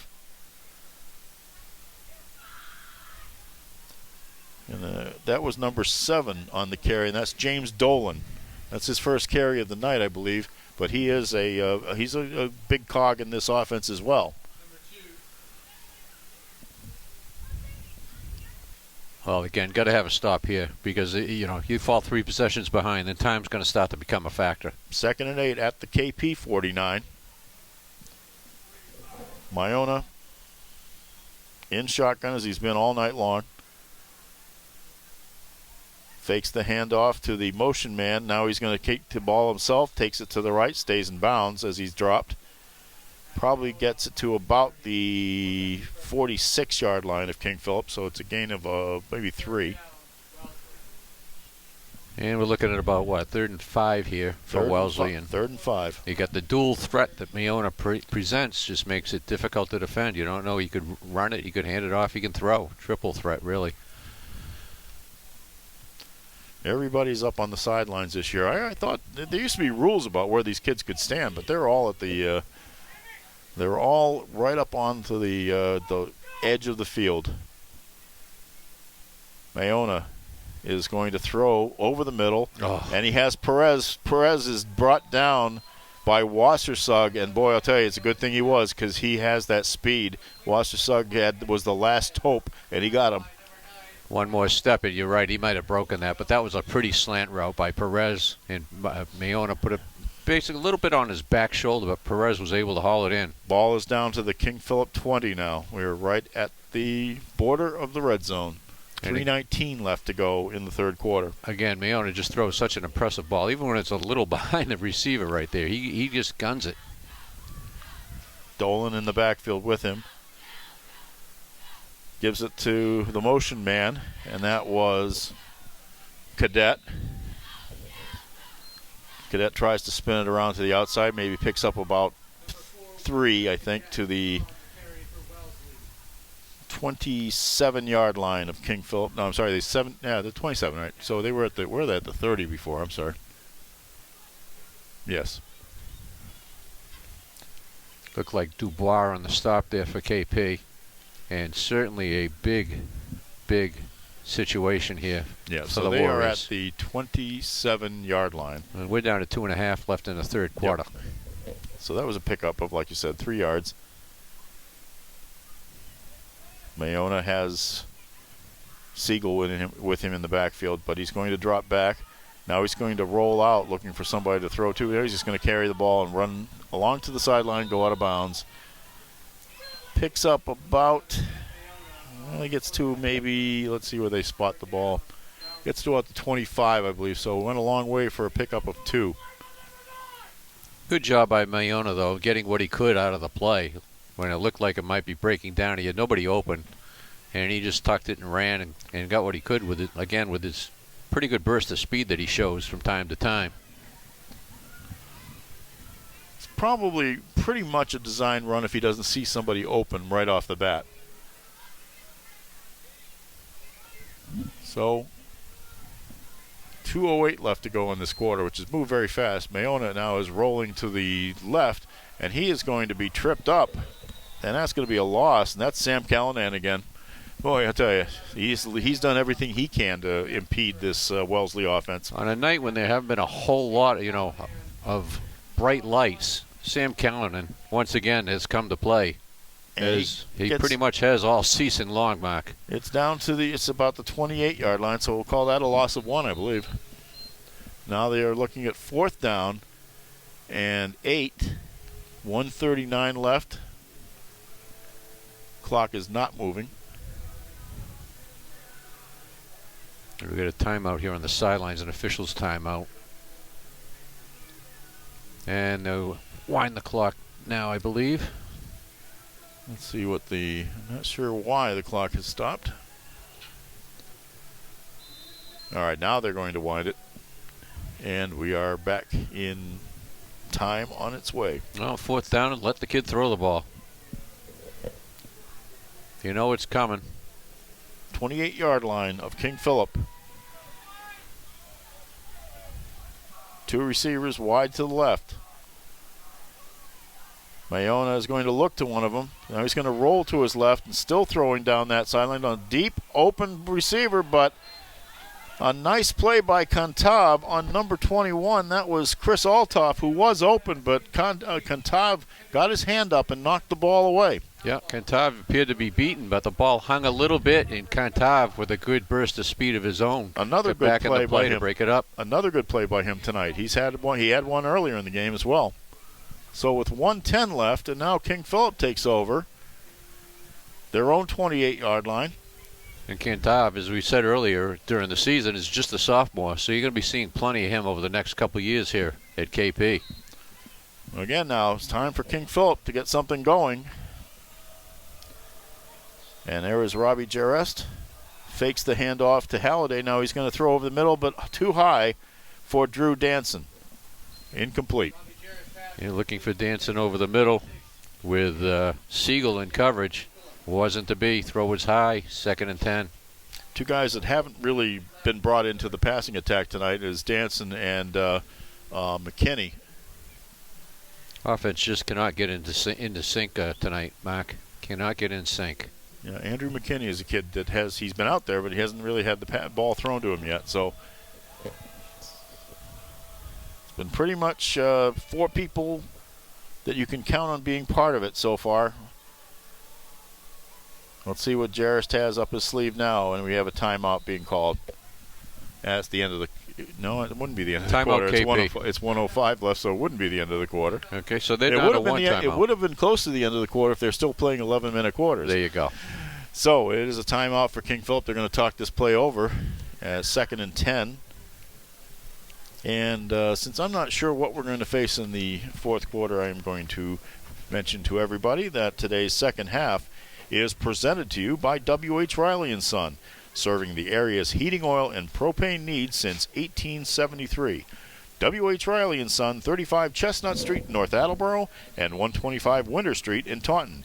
Keep your family warm by trusting the W.H. Riley Son & Son family. And you know what? It's very important right now because we're in wintertime now. Even though it's not that on the calendar yet, we've had some cold nights. So. You need them more than ever right now. Absolutely. All right, Robbie Jarrist facing a 2nd and 10 situation. He's going to fake the throw, and he hands it off to Halliday, and then gets up a few yards up, but it was trying to get everybody going in a misdirection type of situation, and Wellesley kind of read it fairly well. So the ball will be at the 28, about the 28-yard line, so I think it's only really a pickup of about 1. Well, let me check that. We are at the 33-yard line. I've got to make sure I see where those big numbers are on the field. Glenn, slap me if you hear me do that again. Gladly. Okay. Jarrist goes back over the middle again. Nice catch by Bailing. Immediately wrapped up by Altoff, who's had a very active game. But that's a first down for the King Philip Warriors. Good job by Bailey. We are in the last 15 seconds of the quarter, so I doubt they're going to get another play off. They're going to come up to the line, but we'll see if they do get one off. 4-3, I don't believe they will. No urgency. Nope. So King Philip will start the fourth quarter at the 40-yard line, their own 40-yard line, and we will be back in just a minute after I mentioned that Wellesley is leading this game 19-7. We'll be back.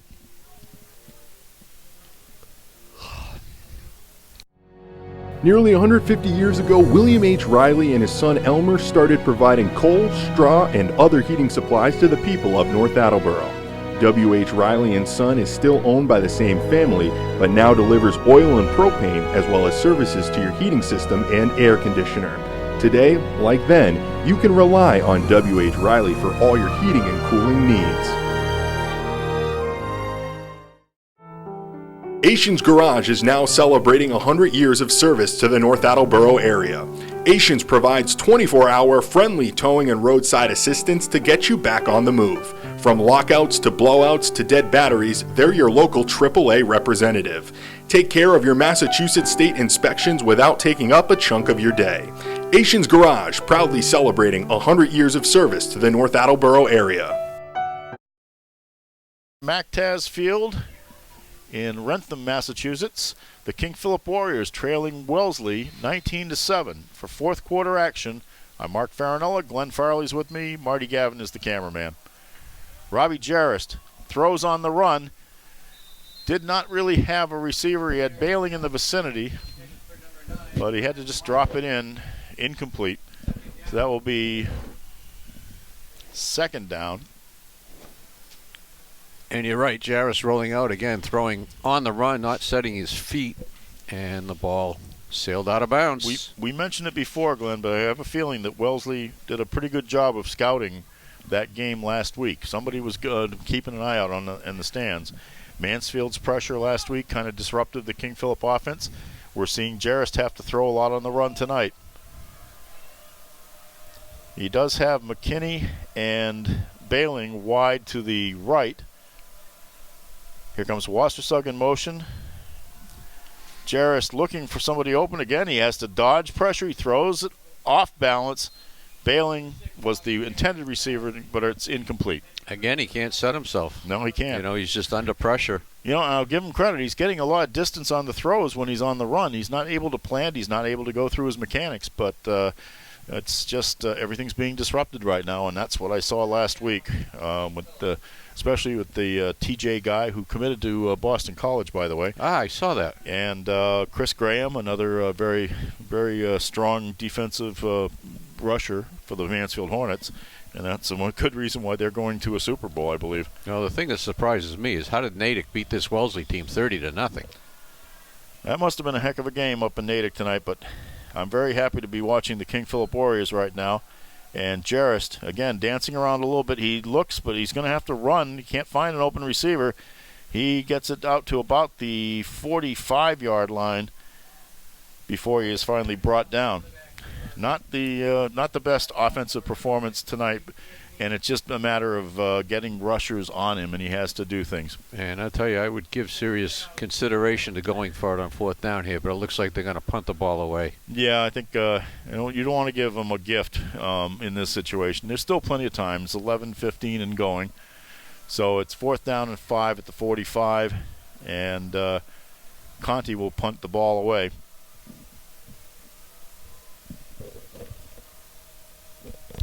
That's Altoff deep. Ball's up in the air, a little bit on the short side. They will let it bounce. Doesn't get much of a roll. If anything, it's just going to be a little sideways roll, and it stops at the 19, is it, or the 20? We'll see. I think they'll put it down at the 20.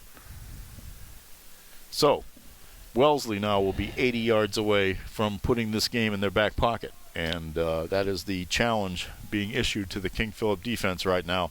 They cannot let that happen. And time is going to become a factor very soon. You got to score twice now. You're down under 11 minutes, and this Wellesley offense has shown the ability to control the football and move it on KP's defense.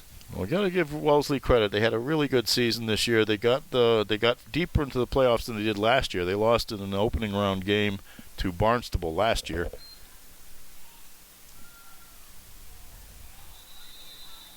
And that was Siegel, and he got kind of pushed backwards. They will give him to his forward progress, which is about the 20-yard line. Boy, this would be a great time for a turnover, Mark. I tell you, love to see the ball on the ground. So basically, he goes down as no gain, but he did get shoved back by the Warriors. Kind of had an idea of what he was going to be doing on that play, but they haven't had to rely much on the running game tonight. They have a quarterback and some receivers who can get the job done. MIAA gives it again to a back in motion, and that is Altoff. They like to run that motion and then quick handoff type of thing. They've got called for illegal procedure a couple of times on it, too, because they didn't execute it all that well. But that will bring them to the 26-yard line. Gain of about 4 on that one. And it sets the stage for a huge 3rd and 4 for Wellesley. KP in need of a stop desperately here. Actually, it was a gain of 6. So we have 3rd down and 4. 9:25 left in the contest. Our last night game, Glenn. And we'll be up pretty early for the next one we do. There you go. Cock-a-doodle-doo. So, MIAA, he's going to throw deep, and he's got a receiver, and he catches the ball. Cadet comes down with the catch, even though great coverage on the play by David Dubois, but that was a very nice catch by Cadet. Dropped into his hands.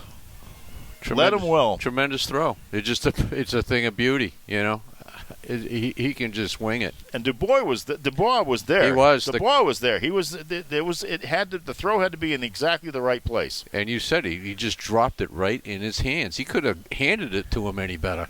1st down at the King Philip 37-yard line. 9:03 left to go. Oh. Handoff is immediately. That's Dolan, and who was he met by? Was that Sean Conniff? Was that Conniff? Said hello. Yes, it was. Hello. Wow. I shouldn't even question who that was. It could have been Callanan. Or it could have been Doherty too. Yeah. But definitely Conniff has been a stalwart all year. He has. So that brings them back to the 41-yard line. That's a loss of about 4. And we're down to 8.5 minutes. And a reminder, KP's only got 1 timeout the rest of the way here. MIAA, 2 receivers wide to the right. Again, the motion man, that is Althoff. Althoff is going to weave his way back in before he gets dropped by Kantav, is the man at the bottom of that heap. And that takes them down to about the, I would say that's almost to the original line of scrimmage, maybe a little bit short of that. That is the, let's say the, where are we here, Glenn? It'll be about 3rd and 8, 3rd and 8, 3rd and 9 here. Yep, so it's about the They're at the 36. 36-yard line.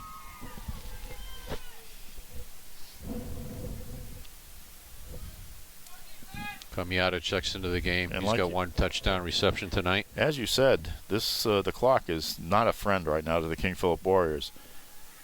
MIAA sets up a screen. It's a little bit more of a pass over the middle, though, and that is to number 12, and that is Henry Gear. We saw him catch a pass earlier tonight. Good job. It puts them in a 4th and manageable situation, and they're certainly going to go for it. Absolutely, and they come up to the line really fast. They are at the 30-yard line. MIAA. And he's going to drop back, but maybe he's faking this punt. I wouldn't count on it. Yeah, he is going to look like he is running. He tried to kick it. He actually did kick it at the end. And that is going to roll into the end zone for a touchback. Good job by Brian Wassersug in not picking that ball up. Yeah, absolutely. Take it out at the 20. So I would have just gone for it. This punting game drives me crazy, Glenn. I mean, if you got to bounce it, they were able to down it at the 1, okay. But I would have gone for it in that situation, especially with MIAA, the dual threat he provides. So basically you pick up maybe about 10 yards on that. That's it. You're at the 20-yard line now. Yep. King Philip has the ball. 6:52 left to go. And, again, good presence of mind by Wassersug to let that ball roll into the end zone. Nobody from Wellesley close enough to stop that. Well, now we're in a situation where KP's basically got to score every time they touch the ball now. They've got to score in this drive. Yes, they do. They've got to get one going here. Jarrist flips the ball around his hands, gets it out to McKinney. There's McKinney's first catch of the night. And he will bring it down to about the 39-yard line. Good catch by Andrew McKinney. Goes the big target, McKinney, on a slant. All that kid does is catch the ball. And he had a mismatch, too. And that did work. He's shown good hands all year long, Mark. He may not be the number 1 guy, but when he gets the opportunity, he gets it done. And, of course, McKinney is a senior, so he's making the most of his last year. Now Jarrist rolling out to his left, looking for somebody again, throws it on the run. Almost possibly could have been a turnover there. That was number 14 on the defensive play, and that is Jameer Pritchard. Another aspect of the problem here for KP tonight has been the tight coverage that Wellesley's provided. KP receivers have had a great deal of trouble getting open, and Jarvis has been forced to hold the ball. Yep, and then, he's throwing on the run, so the accuracy level goes down at that point. So they're at the 40-yard line, 39-yard line? 39, you got it. 39-yard line, 2nd down and 10. Jarrist, straight drop back, but again, he has to run away. Is that Knight it's pursuing him, but now he gets through. Throws it. Intended for Wassersug, incomplete. And Knight flushed the pocket, forced Jarvis to roll again to his right, and once again, this is a recording, forced to throw on his run. Knight was on, and it immediately changed every plan they had. Bingo. No time to set up, on the move. 3rd and 10 with 6:13 left to play in the game. And almost throwing in desperation.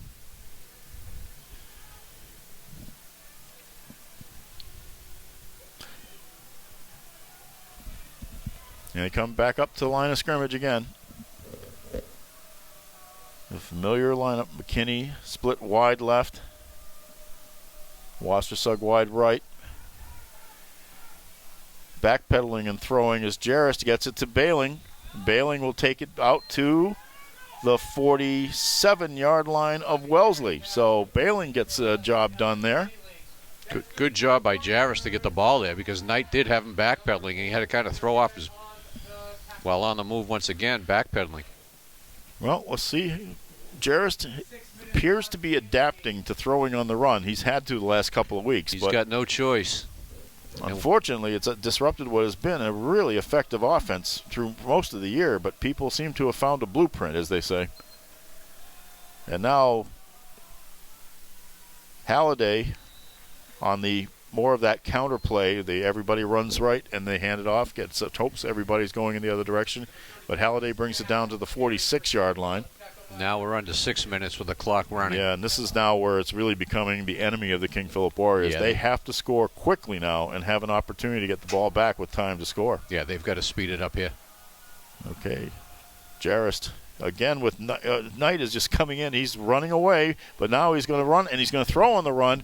Deep and open to Wassersug for a touchdown. Beautiful. King Philip touchdown by Brian Wassersug. What a throw. Great job by Jarris, buying time, moving up in the pocket, throwing on the run again, and Wassersug was wide open. Knight flushed him, but this time it was the right way, and he went to his right. Jarris did, and found Wassersug had eluded his coverage. When you get the ball to him in open space, there you go. You're going to have a touchdown out of that, and that's exactly what they did. It's 19-13 with 5:36 left. Calentro is in for the extra point attempt. Big PAT here, Mark. And the kick is up, and it is good. Okay. It's a 5-point game, 19-14 here. King Philip trailing Wellesley, 5:26 left to go. Now they've got to get the ball back. They've got to stop. I'm not sure whether you'd have an onside kick at this point. I think it's too early in the game. But you've got to make sure you do not allow Wellesley's potent offense to score here to give yourself a chance to win this football game in the last minute or so. You can't even allow them to consume time because, once again, they've only got one timeout, KP. So I think you kick the ball deep or you squib it as you normally would. Although Wellesley seems to be weighing it heavily to the front side here, knowing that an onside kick is a possibility. And the two deep men are playing it very short. Yep. I'm wondering, it does look like a little bit of a hands team situation. Yep. Definitely. Now, Conti has placed the ball down on the tee. I'm kicking it deep. I would assume he would be the one who kick it, and not Jake Sullivan, number 28, but we've seen that. We've seen the faked run-up. Now here comes Conti, and he will kick the ball, and he'll get his foot into it. Great job. And it does. Great now, job. Can King Philip get anybody back far enough? That's good because the ball is picked up by 21. That is Althoff. And huge. They drop him. Great coverage of this kick. I wonder if Althoff really picking it up and running, that may have hurt Wellesley a lot there. Well, Halliday on the hit. I don't think it was going to roll in the end zone, so I think he had to pick it up. I think you're right. I think it probably would have stopped beforehand. And Dylan Conti with a huge, huge moment Boy, again. I tell you, that was a big moment for him, and good for him on that. Nice job of coming through with the big kick and the coverage. Halliday on the coverage as well. So Wellesley now is back at its own 3-yard line. KP defense couldn't ask for anything more. It's in their hands now.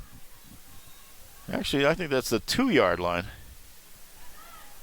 MIAA is going to try to run out of there, but he's met by a wall of King Philip tacklers. And at the bottom of that is Wyatt Manzi, number 77. That's a big kid to run through, believe me. So, Wellesley now second down at about the 8-yard line. So a pickup of about 5 by MIAA on that. Yeah, too much really, but need a stop here. 4:55 left, and the clock is counting, and Wellesley obviously not showing a lot of hurry. They're not very hurried to get to the line of scrimmage here. MIAA hands it off to Siegel. Siegel is wrapped up. And that is Doherty on that tackle. Yep.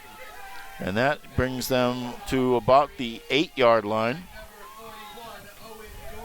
So, King Philip is doing everything they can to plug this up.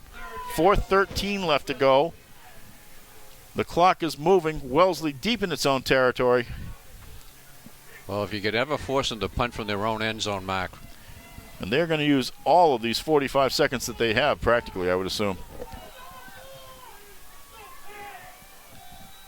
MIAA at his 3-yard line in shotgun formation. Drops back. Throws under pressure. Incomplete to Cadet. He was pressured, and Dubois on the coverage. So it will be 4th down and about 5, I believe. He changed it. Yes, it is 4th down and about 5. And I don't see them having any choice but to punt on this. No, they don't. No choice. 3:45 left. The clock is stopped on the incompletion. And you'll notice no deception this time, Mark. Punt is just dropping back deep, man. Absolutely. Not going to fool around here. Bailing and Wassersager, the deep backs. Should have great field position out of this. And the punt is in the air. And that is Bailing. He's going to take it. Goes to the right sideline a little bit. He pulled in at about the 42-yard line of Wellesley. So King Philip will have the ball. 3:34 left. They will have it at about the 30-yard line. 30-yard line of Wellesley. So here is a perfect opportunity, Glenn, for a very happy finish to this contest. Wouldn't this be a dramatic comeback, huh? And gosh, it's been really fun to watch this team all year. I've seen adversity strike them in the last couple of weeks, as you and I have, but and certainly they fought through adversity for those weeks that Halliday was out with the broken thumb. So I think there's some mettle in these kids, and we'll see if it comes out right now. Wouldn't mind seeing him get the big tight end involved now, Mark. We haven't seen much from him tonight dancing. Halliday is in the backfield, as is Conniff as the blocking back. They want to get some blocking. Long throw. Knocked up in the air and intercepted. Oh. Intercepted by Althoff. The ball was intended for Bailing. Jump ball situation after the deflection, and Althoff comes down with it. And that will put Wellesley at the 20-yard line, at their own 20 with 3:23 left. Still not over yet, Glenn. They might be able to get the ball back. Unfortunate situation there, though. No, they got time to get the ball back, but they need to stop. They need a 3-and-out here. Again, one time out to work with. They got to get a 3-and-out. Well, MIAA bringing the team up to the line of scrimmage now. He is going to run with it, no questions asked there. Gets it around end and goes out of bounds under pursuit, but a nice first down carry. The good news is he ran out of bounds. The bad news is he got the first down. So the ball is put down at the 31-yard line. It's a gain of 11. 3:15 left. First down for Wellesley. Just when you thought the momentum was swinging KP's way. And it's the kid who's done the most for Wellesley tonight that seems to be intent on putting this game away. MIAA now hands it off to Siegel, but he gets nothing, really. And we're down to 3 minutes now. Again, Manzi at the bottom of that. And you know there's just going to be a lot of talking on the sideline and long counts once MIAA gets out there. Yeah, you know they're not in any hurry to get to the line of scrimmage now. They'll take as much time as they can. It is 2nd and about 6. We're at the 34, close to the 35-yard line. It's inside the 34 on the other side of it. MIAA. Now he's going to run again, but this time he's under some pressure, and he's going to go down. Doherty, Callanan were both in on him. Doherty was the one who got to him. Thought he had an open lane on the right, and he said, oops, I don't have this open lane, because Doherty was there, and Callanan was right on his heels. So King Philip has dropped him down at the 30-yard line. And I'm thinking that last huddle up on the sidelines, Coach Davis might have told MIAA, under no circumstances run out of bounds again. And he just kind of took a slide there to get down. 3rd and 11. We're inside the final 2 minutes of play. Clock is moving. Well, you got to stop here. You call timeout. King Philip, have they used that last one? They got one more to go. They do have one more left. And there is a timeout called. and it's called by Wellesley. Oh, okay. Well, he helped the situation out a little bit. 1:45 left to go, and Wellesley calls timeout. So, it's getting a little tense here, Glenn, but the opportunity might still be there for the King Philip Warriors. Absolutely. It would have to be the best 2-hour, the best drive of the year for them. And we're looking at a 3rd and about 9 here. If you could ever get a stop, you got to think that maybe they might go after the punter. They might go after all-out block.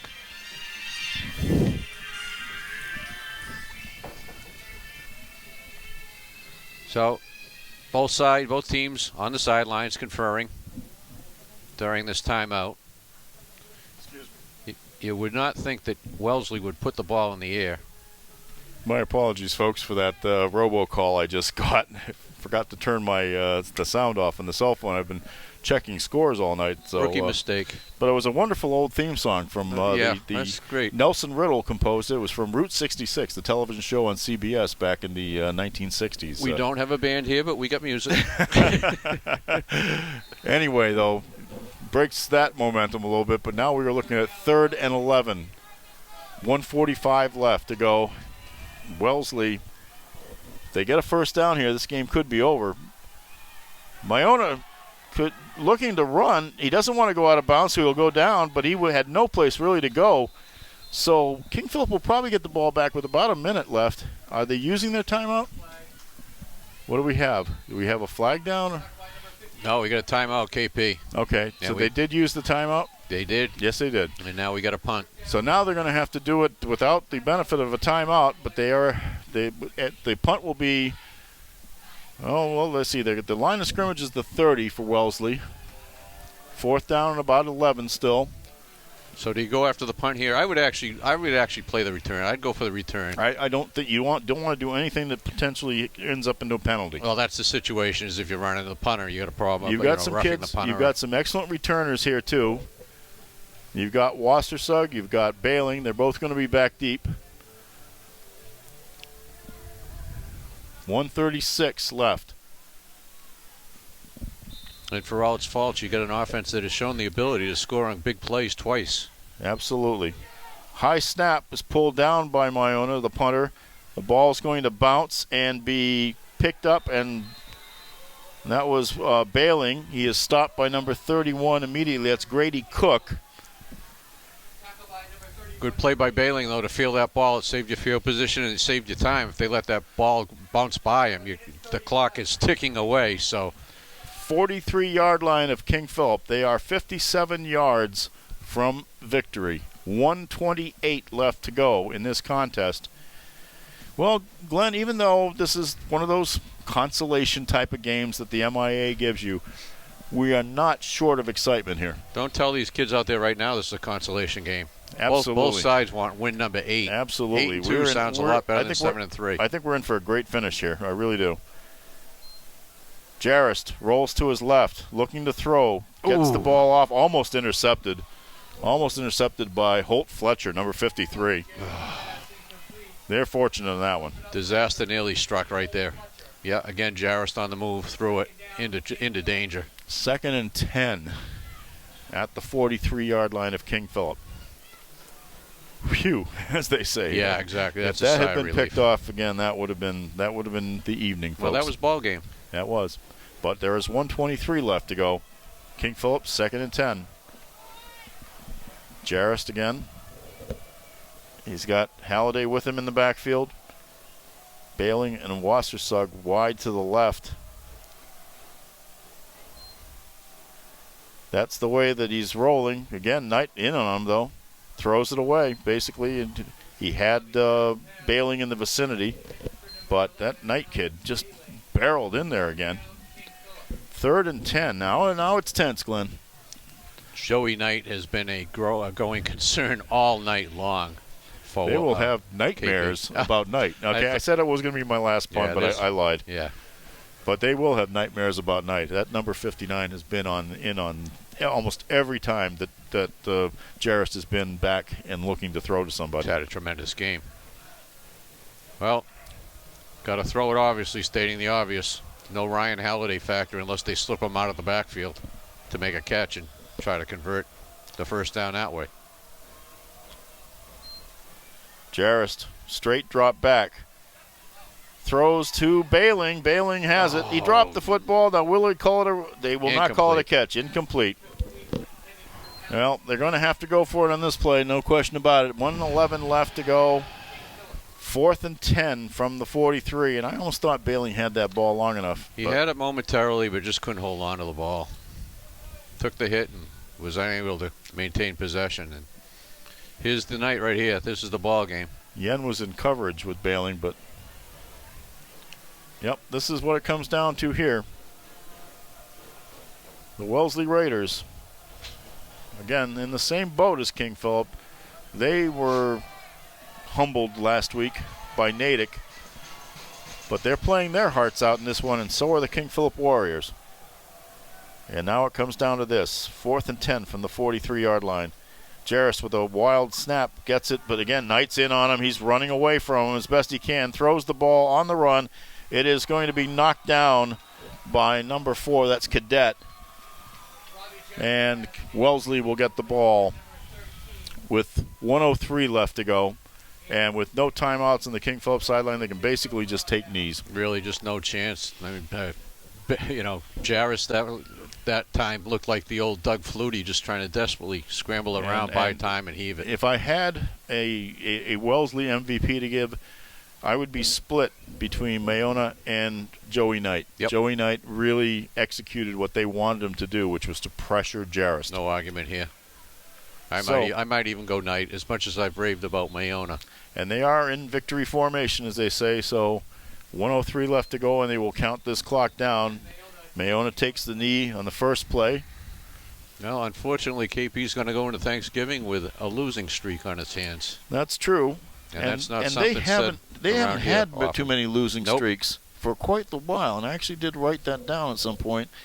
The last time they had a losing streak was actually a 3-in-a-row situation, and it started the 2015 season. So it's been a long time since King Philip has lost more, 2 games in a row even. Yeah, you're talking 4 years. Yep. So another knee, 30 seconds and counting in here. So it's going to come down to Thanksgiving here at MacTaz Field as the players start to head out into the field to talk about it. King Philip will enter that game with a 7-3 record, but also with the knowledge that they have won quite a few games in a row. 17 in a row against Franklin, 16 in a row against Franklin, and 9 straight on the holiday. So Franklin having lost, or was in the process of losing to Catholic Memorial tonight.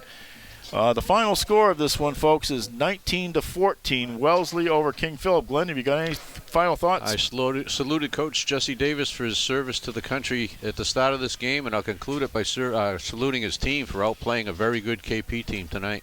So it's on to Thanksgiving, folks. The Franklin Panthers here at MacTaz Field on the 28th. It's a 10 o'clock start. I am Mark Farinella. That's Glenn Farley. Marty Gavin was our cameraman. We'll be back here on Thanksgiving to watch the game. In the meantime, thanks a lot for joining us, and good night, everybody.